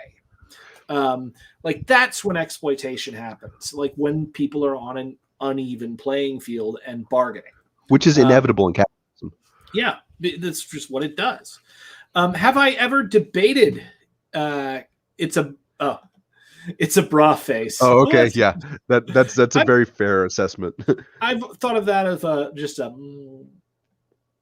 meep kind of face. Adam Smith was right about landlords, just for the record. Have I ever debated Caleb? No, I haven't. I've thought about it, like because we could have a debate. We could have a debate about the state. Like I've debated him. We've had debates like we've had discussions in private and very interesting, like good faith discussions, like over dinner and shit about politics. I remember one time I asked him if he was a spy. Well, that's one of those like I'm lying paradoxes. Like you can't. Yeah, I don't think he's a spy. No, he's too weird to be a spy. Spies don't go on television. No, they don't. But like, yeah, no, I've had conversations with Caleb about important stuff. What's very interesting, I think, is that like when we talk, he will provide a very interesting perspective that I had never considered just because of how my brain works.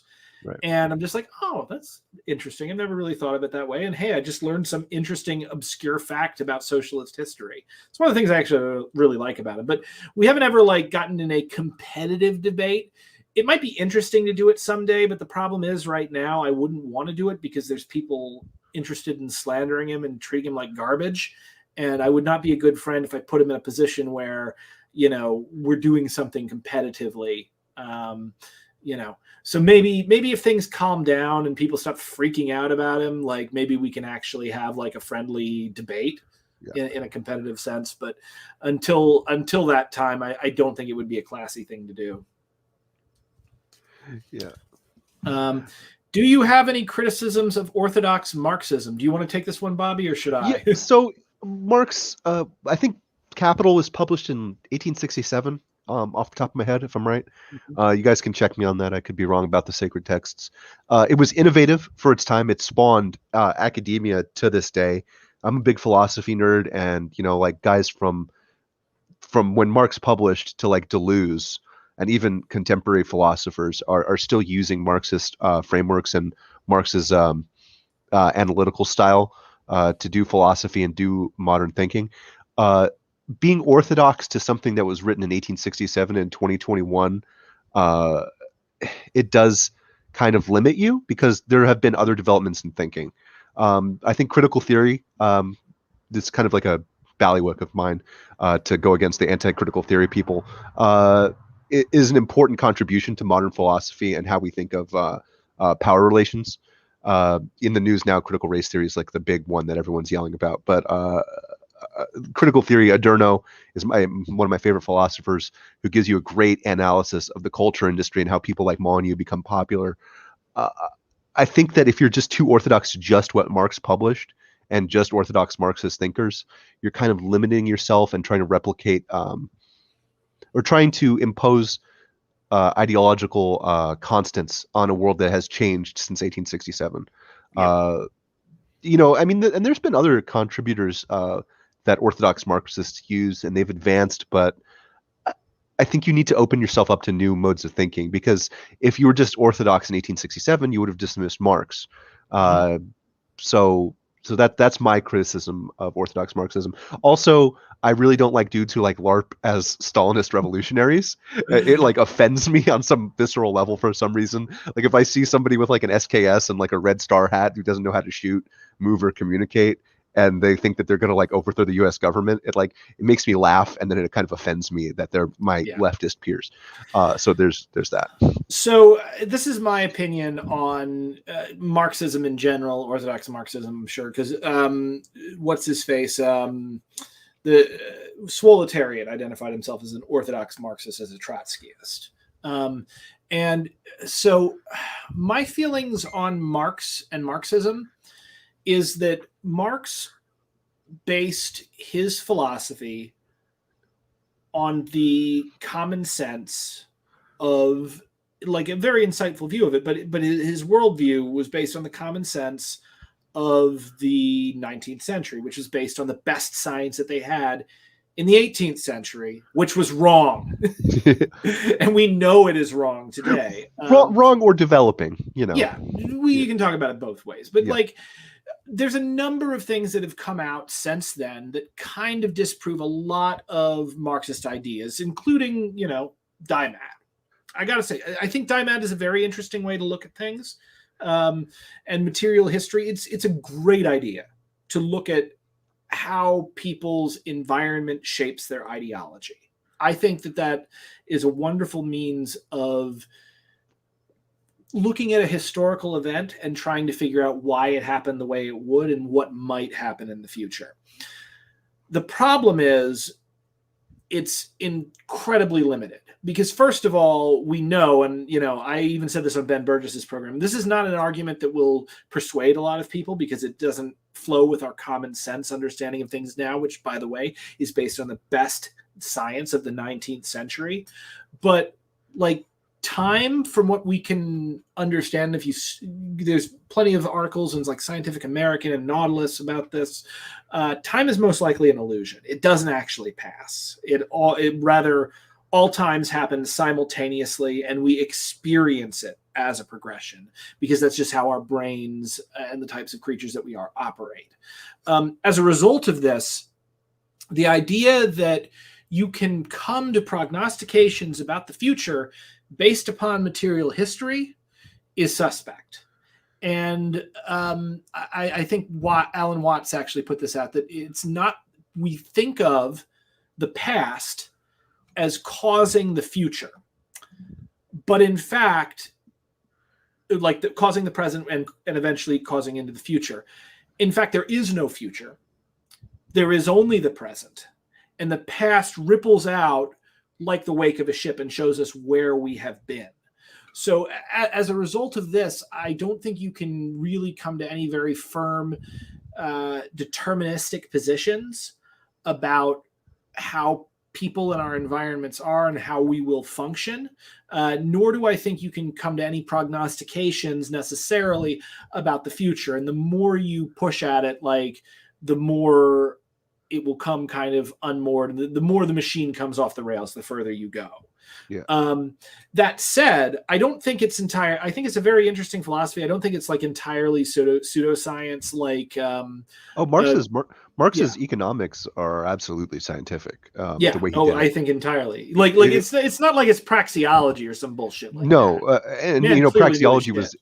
praxeology, of course, was like invented to try to like debunk Marxism, Mhm. and it fails as it failed in the debate you did. Well, I mean, like praxeology, quote unquote, is sort of a thing, but it's Mhm. actually done by other disciplines. Like people who say they practice praxeology now are just like sophists. Yeah. But the study of human action is a thing, but it's really mostly done by like sociology, economics, and other disciplines, philosophy. I had a question here really quickly, by the way. Does the past effect? No, it just seems like it does. I disagree. I think it does. I do agree with you in that I think looking at it as like a straight line is a mistake, because we have a tendency to do that, especially now. Well, like I'm doing this through a laptop, and like if you go back in like the history of computer science, if you look at it in a very casual way, it looks like it's a straight line from like the first computational machine to this advanced laptop that I'm using. But really, it's like there's all kinds of branching and different competing thoughts and ideas and stuff. I think dialectics helps us understand that history isn't like a completely straight line. But I do think that obviously things that happened in the past do affect the way that we react to the future. I think it is a mistake historically in societies to try to replicate past successes exactly in new and different circumstances. So that's where I agree with you. Absolutely. Yeah. By the way, I'm not too familiar with your content. Just a Mopinist. Welcome. I say that jokingly. Good. Mopinist Leninist. Mopinist. But you consider yourself an anarcho-communist, right? Yes. That is the tradition. That is the political and philosophical tradition that I am most attracted to at this point in time. I've been more or less obsessed with it since 2010. Right before I got involved with Occupy, right before I met Caleb, I just wrote Derrida, Shadow of the People, about anarchist Buenaventura Derrida. Oh, did you put the line in? What line? The apple pie? Oh, not yet, but I will. Okay. That's going in. Trust me.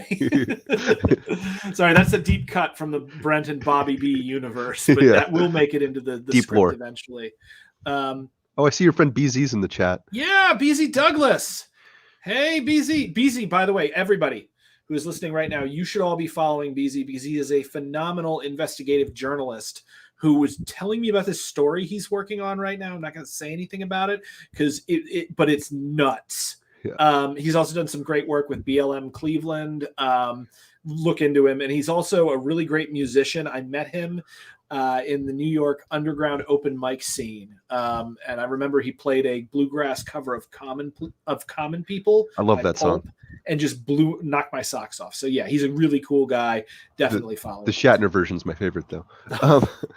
But yeah, he made it. Bastard. He made a city council meeting interesting to me that I was watching the other day. So that dude is doing God's work. I love that guy.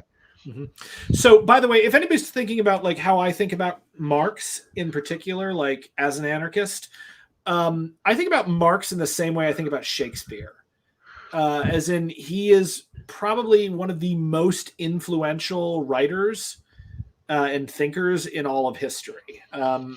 Shakespeare did it with drama. He did it with philosophy and economics. I think he got a lot wrong. I think he got a ton right. And I think his philosophy is so incredibly compelling and probably more compelling and probably more correct than mainstream society gives it credit for. I also don't think he's nearly as correct as some of his particular cultists think he is. And I also have a firm suspicion that only 30% of the people online who talk about reading Marx have ever actually read Marx. Capital is a bear, man. Like trying to read that book. Holy God. It's hard and dense and German. Oh, we got an ANCAP in the thing. Oh, hi, ANCAP. So hang on, let's see what we got here. I saw you in the debate you had with Stefan and the other guys, but I think you were either dishonest or uninformed to his position. No, I wasn't. Press X to doubt. Liar, dude. I'm sorry. He's a bad guy. Like if what I was saying he was inconsistent with things you've seen him say, it's because he's inconsistent. But let's see, maybe a result of unconscious blind spots in regard to some unnecessary antipathies, some under. No, the guy's just a fucking white nationalist, man. He is. Like, have you seen the clip of him losing his shit, like in a Polish neo-Nazi march, talking about like how he's an empiricist? Like, no, I'm sorry. This is actually something from the debate that I think was interesting to touch on real quick. Is that he kept saying you're ad hominem him, ad hominem, which, by the way, I wasn't. You weren't, and they don't know what rhetorical fallacies are, so they just throw them out like a special move in a fight, and you weren't.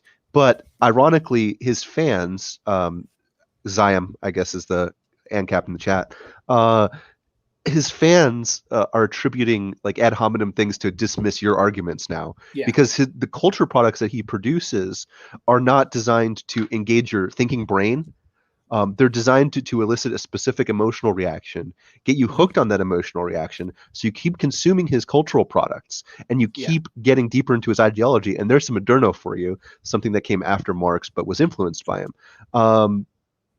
It's something that you have to really watch out for, because we have an incredibly commercialized culture industry right now that we live in, and capitalism will keep reproducing similar products to other profitable ones. So, which is why it's really good that he kind of got deplatformed, because if his culture products kept getting profitable and other ones kept getting produced that imitated his, you can fall down that fascist rabbit hole real quick. And I think that's a damaging thing about YouTube, which is kind of why I'm getting on the platform to try to counteract it a little bit.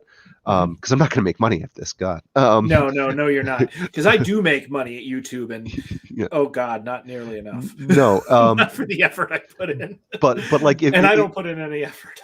No, but if like left content can like stop you from going down that algorithmic rabbit hole, then it's doing some positive good. And I'm glad, ANCAP dude, I'm glad you watched the debate, and I hope you kind of. I'm glad you did too. Start to consider some of the implications of Molyneux's really bad arguments. I would hope you find real anarchism, and I don't mean that in like a shitty like way. It's just I've spent a lot of time talking with ANCAPs, and they break down usually into about 50%. You've got ANCAPs who are genuine and very confused mutualists, who usually will then learn about anarchism and become mutualists and abandon anarcho-capitalism. And then you got the ones that go the Christopher Cantwell, Stefan Molyneux route, and they become Nazis. Like there are some really good ideas within anarcho-capitalist tradition, because they're specifically ripping off actual anarchists. And you could even hear some of it in like what Molyneux talked about, because when he was at his most compelling, he was just repeating anarchists. Like even that peaceful parenting thing, like he's acting like he came up with that title and that's his movement. No, it's not. Anarchists have been doing that since the 70s, like, and specifically calling it peaceful parenting. So like, these guys, they're just thieves.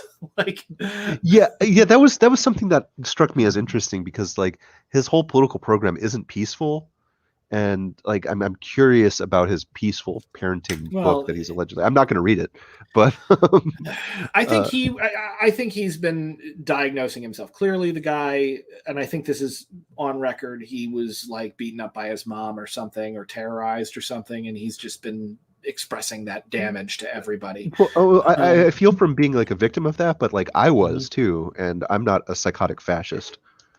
Like so here we go. So see what I think, that's what I mean. I don't think he's a white nationalist. I listened to a lot of his stuff. He believes in voluntarilists. So no. So okay. So this is actually very important. There's a video you should look up. It's called A Lesson for Anarcho-Capitalists by Buddha Gem. This was like, this came online years ago, like prior to Occupy Wall Street. I know Buddha Gem. I once left him alone in a room to talk with a weirdo about Lyndon LaRouche. Oh God. And then he was just like, no solidarity. How dare you? That's a war crime, man. Yeah, it was awful. I feel bad about it. You should. But he did a video on this. ANCAPs do not understand what the state is. And Molyneux does not. And we even got into it like in the debate. The state is not the government. The state, within anarchist philosophy, is the military and the police. This is really, really important. The government is a body for the mediation and creation of policy, and the state is the force behind it. So like when you're talking about the state, you're not talking about like your local city council member. You're talking about the freaking cop who just murdered a guy down the street. You're not talking about a senator. You're talking about the spook, like a freaking CIA spook carrying out assassinations like in Latin America. That's the state. And if you eliminate the state, the group of armed men, what exactly is the government, even the worst government in the world, going to do? It's just a suggestion box. And so like a lot of times ANCAPs will go on and on about the state, but what they're really doing is that they're taking real anarchist arguments and real anarchist philosophy, and they are reappropriating it to attack usually like government regulation of capital. And the reason they're doing that is they've been paid to do that by very, very rich people. And this is on record. There's a great essay called Radicals, Imbeciles, and FBI Stooges that was put out by Exiled Online, and it like literally traces down. This is something I care about because I'm the last yippie. And like a fake letter from Hunter College librarians that was like sent out, like a fake flyer that suggested killing Richard Nixon. Like, and the FBI ignored it. And they ignored it because the Hunter College libertarians, and this ties into like SEK3 and all this other weird shit, like that was most likely a psyop, partially on the part of the FBI and partially on the part of Charles Koch and Richard Fink. And that's why there's a von Mises Institute today. That's why there is a what's his face, a Molyneux. That's why these people have careers. They're partially. What they do is they appropriate anarchist theory and arguments and use them to attack the stuff that like anarchists fought and died to win. I'm talking like, I'm talking like The Weekend. I'm talking, labor unions. Labor unions, basic safety. These aren't things that we want in the long run. These are concessions extracted from a state because the state had to do it or we would overthrow it, And so like when you try to roll that back, what happens is that really what you're doing is you're fighting on behalf of the major corporations. You're fighting on behalf of Viacom and Disney and the Kochs. And like, it's so hilarious that like, so many of these alt-right people will accuse us of having a corporate ideology because like we're not bigots, because the capital at this point has figured out that bigotry doesn't pay anymore. So they've moved away from it. Yeah. But at the same time, like anti-state, like real anti-state activism, like, I'm sorry, go back, actually read Lysander Spooner. Actually read the American individualist anarchists. Read or read, Prince Kropotkin. Yeah. Read Mikhail Bakunin. Read Buenaventura Durruti. And I'm serious. Like, grab his freaking biography. Read the stuff that he talks about. Listen to the stuff that he did. That's anarchism. That is anti-statism. What Molyneux and Rothbard.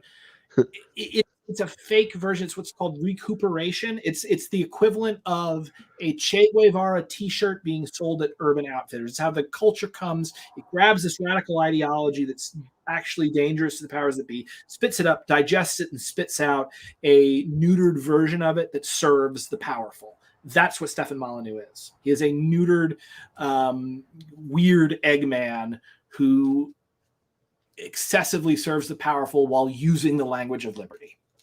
Yeah, this is a great summary of it. God, I ranted like forever on that. No, that was a good rant, though. I agree, like 100%. Like, yeah, and yes, I have heard of Benjamin Tucker. Thank you, chat. So I'm sorry. Whenever someone says Benjamin Tucker, I think of John Tucker Must Die.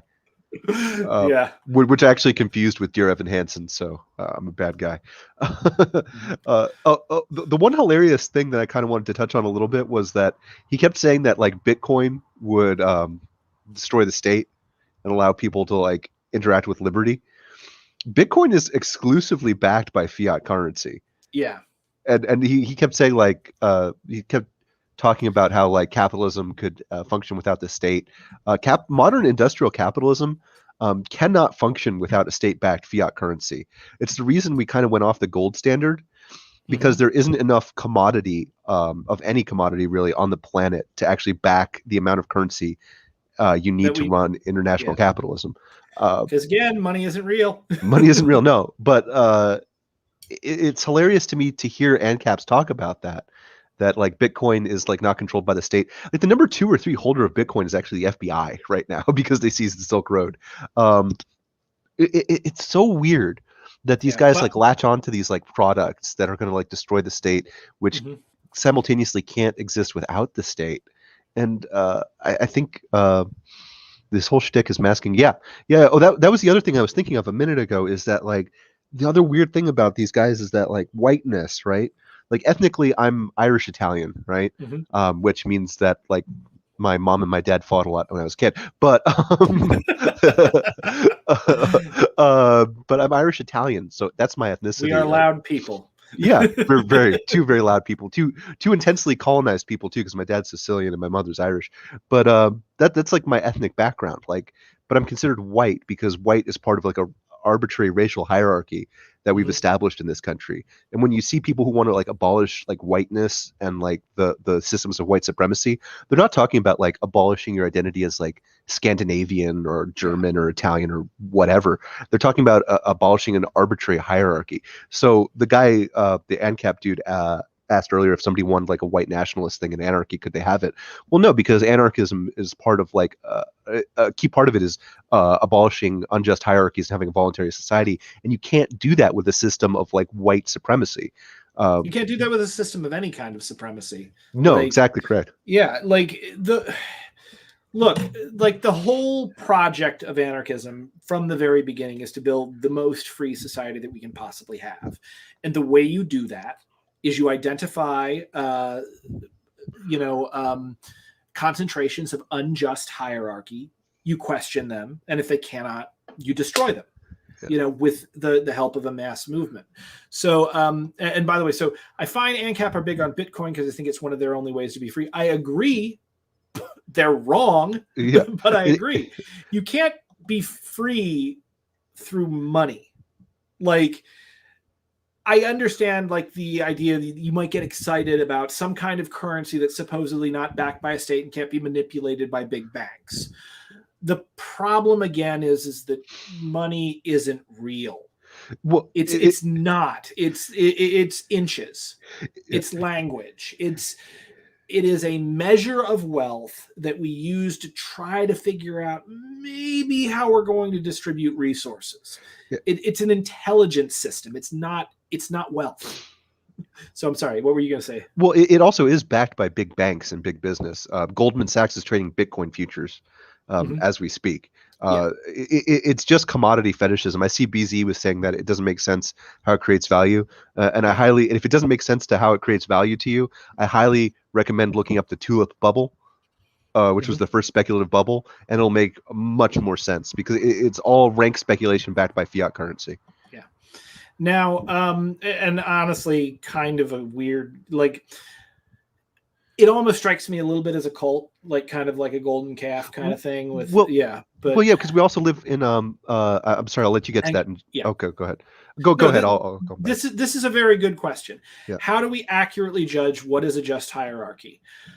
I think that's a question that everyone has to make as as an individual, but also we have to come together as a community. Many hands make work light, and many heads together working in the same way make better decisions just in general. So I think we can decide that democratically. And I don't mean that in the bullshit kind of democracy that we have now, where you have the choice between, Democrats and Republicans. That's not real democracy.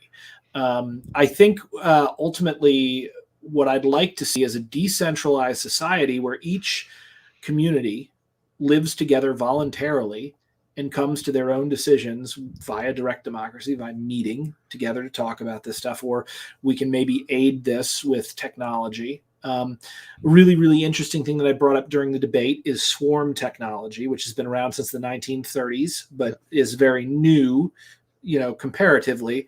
And it's a way of aggregating individual inputs of crowds in such a way that the crowd becomes more intelligent than the sum of its parts, and is able to actually outperform both markets and experts. So if you think of like the way that we've done economics traditionally, you got the tankies on one hand and who want to do the central planning. You get the smartest people in the world, you put them high up in the government, and you have them plan everything.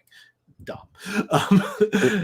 Or you do this whole thing with markets where you use synergy, which is an important thing within nature, to try to come to decisions about what we should do and how we should distribute resources. The problem with I would say experts is bias and lack of information.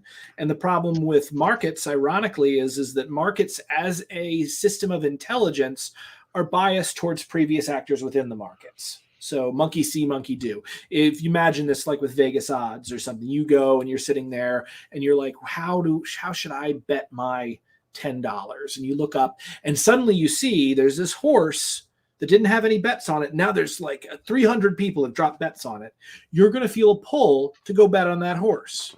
Not because you know anything about the horse. You're just doing what the crowd does. And that's a big problem with markets. Swarm technology gets rid of that and allows an entire crowd to input their collective intelligence in such a way that, like a swarm of bees who cannot conceive of even what a hive is, let alone proper hive placement, yet they build the hives in like the most effective areas for it because it's the entire swarm becomes more than the sum of its parts. So I think that might be a really interesting bit of technology going forward. And if nothing else, we really, really need to look into it because this technology was actually able to predict the winner of the trifecta in the Kentucky Derby like 2 years running, outperforming the Vegas odds and outperforming the experts who said they know everything about horses and they absolutely know who's going to win this race. The swarm was smarter than both of them. Well, it's funny because I was going to bring that up actually a minute ago because that's actually a solution, and it has been for decades, to the calculation problem that rightist libertarians like to bring up. Yeah. So, I mean, okay. So we've been going on for quite a while. We've got a lively chat going on here. I love that we have an ANCAP, by the way. And dude, I've been talking to ANCAPs for years. So seriously, welcome. I may have been a bit harsh here. That's because I give Stefan a lot of crap. You should, because you know what, yeah. If you're going to follow a right libertarian, for the love of God, go follow David D. Friedman. That man is lovely. well, especially for guys that are as toxic and awful as Molyneux, I really do believe it's important for people who are following him or going down that rabbit hole to see them broken and to see how easy it is to break them.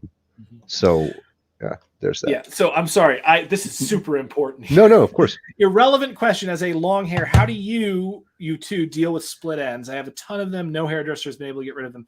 Okay. So this is what you need to do. So first off, this is something they don't teach men. You need to hold your hair when you comb it. You can't just comb it. You'll tear shit out. The second thing that I'm going to recommend you do is there is this, I wish I could think of the name of the freaking shampoo. So basically there's a type of shampoo that is normally it's marketed towards like black people. And like it starts with a C or something. It's up in my shower. I can't think what it is, but conditioner. No, not conditioner. And also like this special kind of shea butter and stuff you can get to put on your hair. And essentially what you need to do first off is, so when you comb it, hold it, comb it out to get all the tangles out and everything.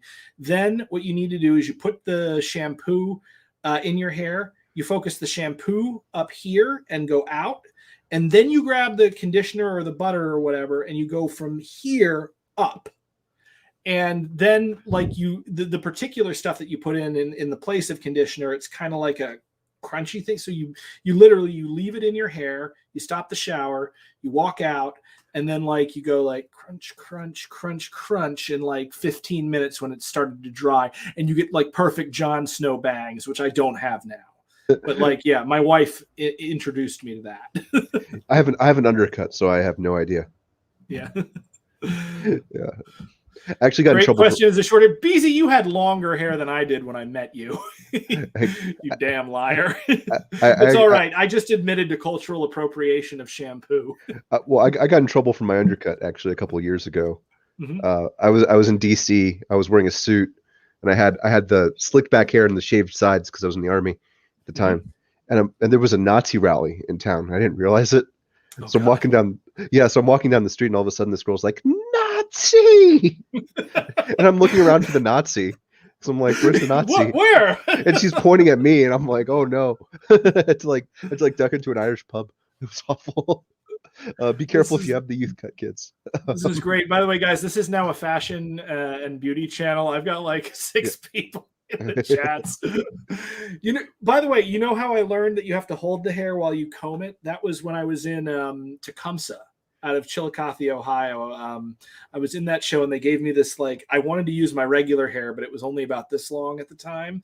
So they gave me this long wig that I had to take care of, and I had to learn how to take care of like long hair from a girl.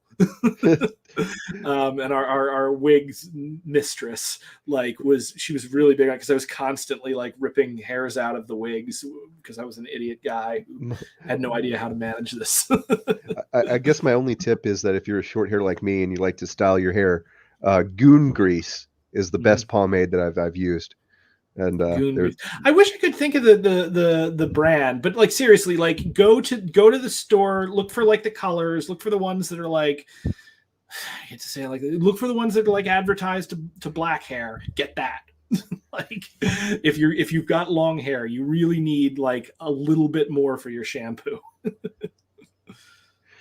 Oh my God. Next thing, I'm gonna do like a makeup application next time. You won't do it? Oh no, I will. You won't? Because here's the thing. I'm also like Stefan Molyneux. I was a theater major, and I had to do makeup applications. So I actually know how to do makeup. Oh no! It'll be me taking ContraPoints to task. Oh God! And it was really funny in college. I remember we did a trauma application one time, and so I thought it would be funny to do a trauma application as though like my psycho girlfriend had gotten mad at me and carved cheater across my forehead. So I did it, but I did it in the mirror, and I did it the right way to me, which meant nobody could read it. It just looked like my head was all.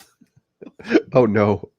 And I was decided to just walk around campus like that for a while. And I remember I went to Tally Ho, which was this one restaurant, and I'm sitting there ordering, and like the girl who's she thought this shit was real, and she was just like she was having a hard time looking at me as I am bleeding onto the counter with fake blood. I blew up my ankle while I was in the army. I had to get reconstructive surgery on it, so I've got a half moon scar on my ankle, and my girlfriend at the time, while I was asleep, put 2 googly eyes above it to make it look like a smiley face. And I did not notice until like the end of a ruck march as I'm changing my socks. My first sergeant at the time comes over to me and he's like, "Nice smiley scar, man." I'm like, "What? Oh no!" At least googly eyes on my foot for like a day. That's adorable. Yeah, it was great. Your girlfriend is wonderful. So by the way, so Anarcho Alex 2000 sub special. I'm almost there. You know, maybe I read poetry again. Maybe I do a makeup tutorial, and I call out ContraPoints, because the last time someone called out ContraPoints on makeup, she said something. Oh shit! Oh, notice me. Yeah. Here we go. Teach Buddhist makeup classes. Well, I was talking earlier about that. I think was I talking about Buddhism in this stream? You were, yeah. Yeah. You okay. Never. No. It's talking about the ego being an illusion. Because it's literally it is. All right, so Bobby, I guess we're kind of coming down to the end here on the stream. We've been here almost 2 hours. I don't want to keep you too much longer, and I also want another beer. So, can you tell me where do you think I did the best in the debate, and where do you think I did the absolute best? No, where do you think I had the worst and hardest time in the debate? The only things that I would have improved on were the nuanced points that we've discussed at length so far. Mhm. I think you did a very good job of not taking him seriously and not providing him like intellectual gravity, because it's something that they crave and they don't have, and their arguments don't warrant. So you do. I usually tell you to be meaner, and in this case, I was like, yeah, he's actually being mean. Like, very good, because like I was saying, it is very important to see these people broken. Like, you got to treat it like Bane. Like, when your ideology is broken and capitalism is ashes, like, you break these guys. And but like, You really adopted the internet. I was born of it. Yes, exactly. Molded by it. like this guy's not going to do a comeback tour. No, he's anytime not. soon. He's trying. Oh, that was BZ had asked about that actually. If he's still here, where is that? It's way back here, but yeah, keep talking about the comeback thing. Yeah, he's banned from all these social media platforms. He's toxic. He's not going to wind up on right wing like Fox News or anything. I doubt he's got that many cultish followers left who follow him to these really obscure social media websites, and sticking a fork in him by like just not treating him seriously is like the best response to his continued activity in politics. I think this is, in the long run, and I could be wrong. Obviously, the world could change, and somehow everyone could decide that we need Stefan Molyneux in our lives again. No, that's not happening. But like, and by the way, Stefan Molyneux, I will say, has destroyed at least one person's possible career. Because there was a guy that I met. Yeah, there was a guy that I met. We were drinking. He was talking about his comics and this comic that he was making and stuff. And I was really coming up in Scout and getting ready to really kind of explode. And he pulls out his phone and he shows me. And I'm like, okay, this isn't great, but it looks good. And like, I'm literally drunk enough and happy to be like, dude, yeah, send this to me. I'll talk to my bosses. We'll see what we can do with it. And then like he starts talking about Stefan Molyneux. Oh no. And I'm just sitting there and I'm just like, you're listening to a Nazi, dude. And he's just like, no, he's just about freedom. And I'm like, and I literally had, and like the drunker he got, the more of an asshole he became. Oh, and no. Like if that dude had not listened to Stefan Molyneux, he might have a comic career today, but he doesn't. because I can do that. Actually, no, I can't do that. But I don't know. If I could have provided him with an opportunity that he squandered, not simply because he listened to Stefan Molyneux, but mostly because he listened to Stefan Molyneux, and that led him to be a fucking asshole. Yeah, like it's weird. It's weird that he's a thing. The only disturbing thing is how similar their talking points are to regular right-wing mainstream talking points, because I say this a lot, there is no alt-right. Like, these guys are like the mainstream. I will do a community post about my brand of shampoo. All the long hair. Hey man, merchandising. I got the Autonomous Collective pins. Yeah. And I got the Snow White zombie coins. Maybe I'll make like a Snow White zombie hair. Get a lunchbox. By the way, so BZ, I still wonder about who MDD is, because I keep seeing them bringing on dregs like Molyneux. So BZ, what's important to understand about and modern day debate is James, the moderator on our debate. That's a channel that formed as a neutral platform, and they believe in that whole free exchange of information and stuff. Like, they got a Steven Pinker thing about why dangerous ideas are needed, but like the actual community behind it, it's formed out of new atheists, young earth creationists, and flat earthers. Like literal flat earthers and fascists now. Which is partially my fault. I'm sorry about that, because me and Caleb debated Enoch and Stryker, and then the alt-right went in and decided they wanted to try to infiltrate, and then realized they didn't really have to infiltrate, because a lot of flat earthers and young earth creationists are also alt-right already. So the channel has like a highly reactionary basis, but I've worked very hard to bring in like Dr. Ben Burgess, Bobby B, me, American Johnson. Like I've worked to build up the lefty presence there to expose the smarter people to just simply better ideas. So that's the channel. It's almost like not their fault, because what we were talking about a minute ago, like capitalism and YouTube is part of a commercialized culture industry, will just repeat different products, or excuse me, similar products that are profitable over and over again. So if there's that audience, they're kind of, and he's doing it for a living, he's kind of got to do it. Yeah. Yeah. So yeah, James is a guy. He's doing a PhD of some kind.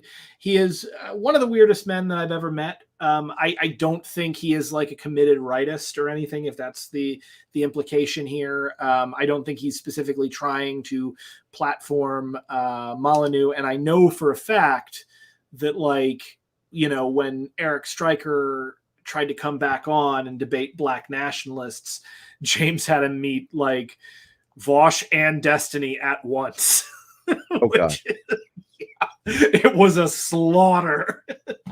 So, I don't think he's alt-right is my point. Though there are like a lot of terrible conspiracy theories, and they keep having flat earth debates like funny, over and over and over again. So, but like I said, there's some great people. Vadim's been on there from Creationist Cat. He's freaking hilarious. He's Surfs have been on. Mouthy Buddha. It is genuinely a non-biased debate channel for the most part that doesn't have a lot of moderation at all, and unfortunately has a very highly reactionary audience. But other than that, I don't think there's anything sinister going on there. I agree. Yeah. Kent Hovind is on there, and is he still around? Yes, apparently. Dude, I was in Pensacola when he got arrested. I've actually Wait, he got arrested? When did he get arrested? He was in jail for like 10 years, dude. Holy shit! What did he do? He didn't pay his taxes. Like, he said all of his stuff belonged to God, so he didn't have to pay taxes. So he had this like theme park in Pensacola. I'm sorry, I hope I'm not keeping you too long, but this is enlightening. No. Yeah, I was in Pensacola, and Hovind had Creation Science Ministries, right? And this is when like YouTube first came out.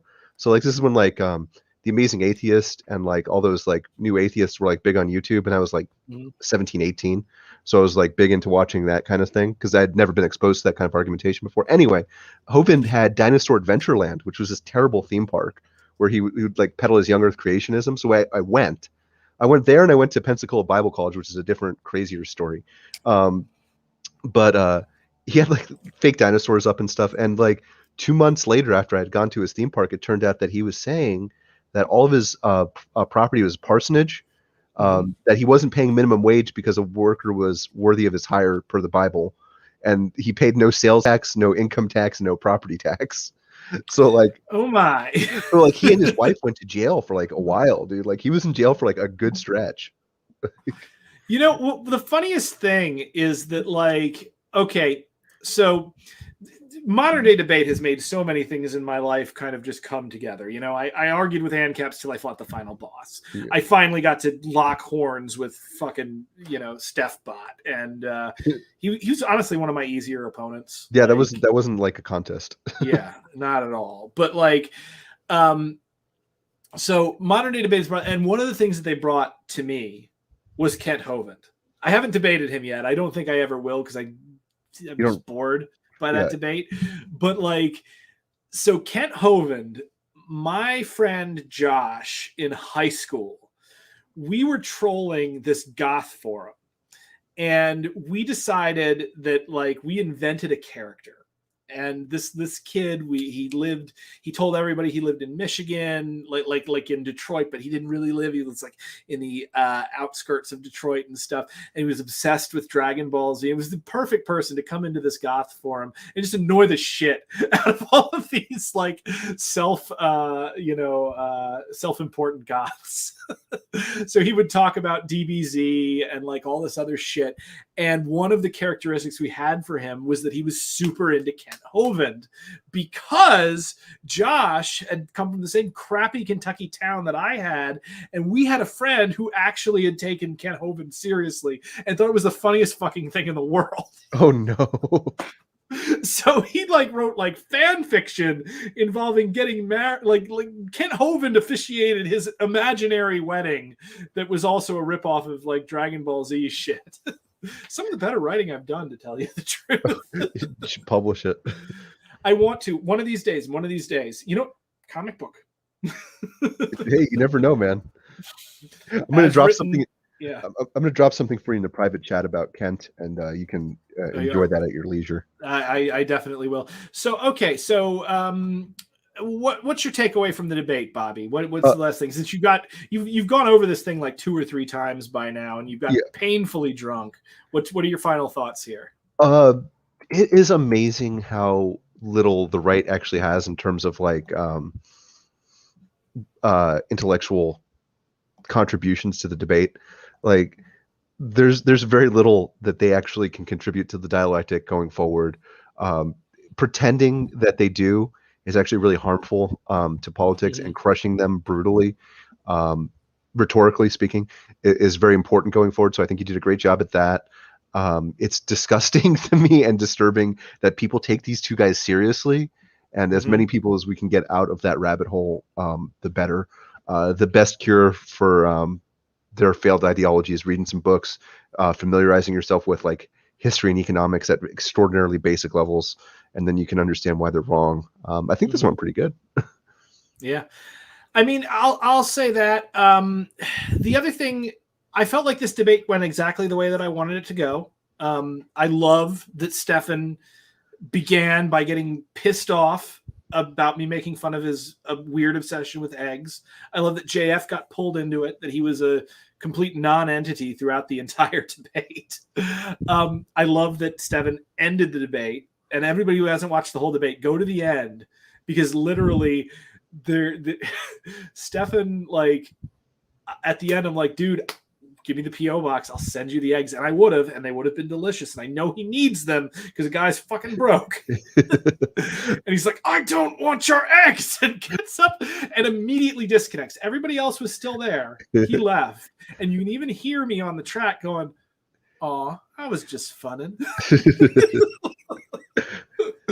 That was a very fun debate. I don't think I have too many regrets about it. I regret that I didn't get to bring up him being a vent goblin, because those of you who don't know, he got his wife disbarred or got her license stripped as a therapist because he used to listen in on her therapy sessions with her clients through the vents and occasionally yell shit to them. And he admitted that on air, apparently. Holy shit. I'm happy with how things have gone. I guess overall, this was an ambition for me for a long time, since I was sharing still laughing anarcho-capitalist memes. A friend of mine made this amazing meme for them with Stefan Molyneux, where he's up there with a microphone. He's kind of like this. And he's like, it's like jazz. Anarcho-capitalism is about the sense you don't make. Oh God. Jazz being about the notes that you don't play. I gotta say, it was a really tepid response. I have been challenged in debates before. This was not challenging in the slightest. And I would have probably preferred, I almost felt sorry for him by the end of it, trying to remember that he's a horrible man that has, inspired people to kill, most likely. Allegedly. Yeah, allegedly. Thank you, Bobby. But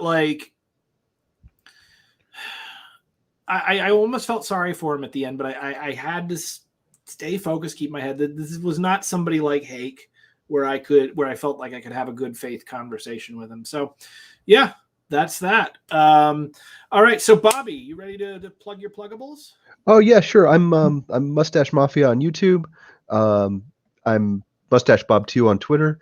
I just had a really good conversation with a guy called Contraband Wagon on his Twitch. That'll be going up on my channel soon. I think this week I'll finally have time to do my Afghan talk. Oh, good. You've been wanting to do that for a while. Yeah, busy, So I don't do enough content, but subscribe anyway, and you might hear the dulcet sounds of my voice coming at you on a couple different things. We do a series together where we're reading Homage to Catalonia, chapter by chapter. Things are about to get... the last chapter we did, Orwell got shot in the neck. Yep. And shit's actually going to get crazier as we continue after him being shot in the neck.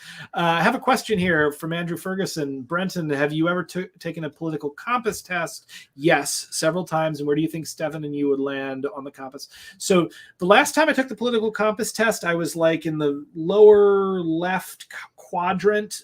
I wasn't as far. Like there was a time, like 2014, I took that thing. I was like bottom left, as libertarian as you possibly could be, as left-wing as you possibly could be. I've mellowed a bit in my older age as I've gotten away from that. Yeah, so the right was true propaganda of the deed. IMO, it doesn't have to be killing a politician or a corporate executive. Yeah, sometimes it's owning somebody in a debate. Yeah. Owning a weirdo in a debate. I really hope after that debate, Stefan like went home and was like, "Is this how far I've fallen?" You know. I like to think he thinks that every day. Most likely. All right. So thank you guys very much. This has been Insurrection with Brenton Lengel. I'm gonna get a beer, and yeah, we're on our way out. Catch you later. On the flip side, I'm doing that. I'm gonna experiment with this now. Is that cool? No, it's not. All right. Catch you later. Bye.